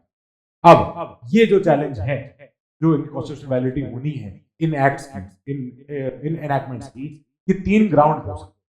क्या क्या? या तो फंडामेंटल राइट्स के वो उनको अपने फंडामेंटल राइट्स को एब्रेज कर रहा हो, एब्रोगेट कर रहा हो, या वो किसी ऐसी अथॉरिटी ने दिया है जो बना ही नहीं सकती थी, it is outside the competence of that authority जिसने वो कानून बनाया। ये कानून आपको बनाने का हक ही नहीं था, बनाया क्यों? हो कौन? नहीं, असंवैधानिक चीज नहीं मानी, या फिर it is in conflict with the constitutional provisions. संविधान के जो अपने बेसिक फीचर हैं, अगर उसके अगेंस्ट जा रहा होगा तो ये नहीं। एक काम हुआ जब इंदिरा जी की सरकार आई 42nd अमेंडमेंट में, इन्होंने बोला कि हाईकोर्ट के पास ही पावर नहीं है सेंट्रल लॉज पे जुडिशियल रिव्यू अपनाने की। सॉरी, जुडिशियल रिव्यू जो 3 साल पहले आया था 1973, ये जुडिशियल रिव्यू और सब कुछ सारी की सारी चीजें ये हाईकोर्ट के पास नहीं है, और हाईकोर्ट सेंट्रल लॉ पे नहीं है, स्टेट लॉ पे करता रहो। फिर लेकिन अगला वाला जो एक्ट था 43rd में, तो बोला नहीं यार हाईकोर्ट करेंगे, हाईकोर्ट ये इनकी पावर रिस्टोर कर दी, ठीक है। तो यहाँ पे हमने सारे हाईकोर्ट के सारी पावर देख ली, हमारा चैप्टर यहाँ खत्म हुआ। इसके बाद हम आगे चलेंगे नेक्स्ट चैप्टर में, इसका नाम है सबऑर्डिनेट कोर्ट, छोटे कोर्ट। अब धीमे धीमे करके हम अपने लोअर लेवल पे आ रहे हैं अपने पॉलिटी के, मतलब अब हम लोअर रंग ऑफ सिस्टम पे जा रहे हैं, ठीक है। फिर एक बार ये सिस्टम खत्म हो जाएगा, फिर कॉन्स्टिट्यूशनल बॉडीज आएंगी और भी चीजें आएंगी, तब पड़ेगा। तो until then you stay safe, take care.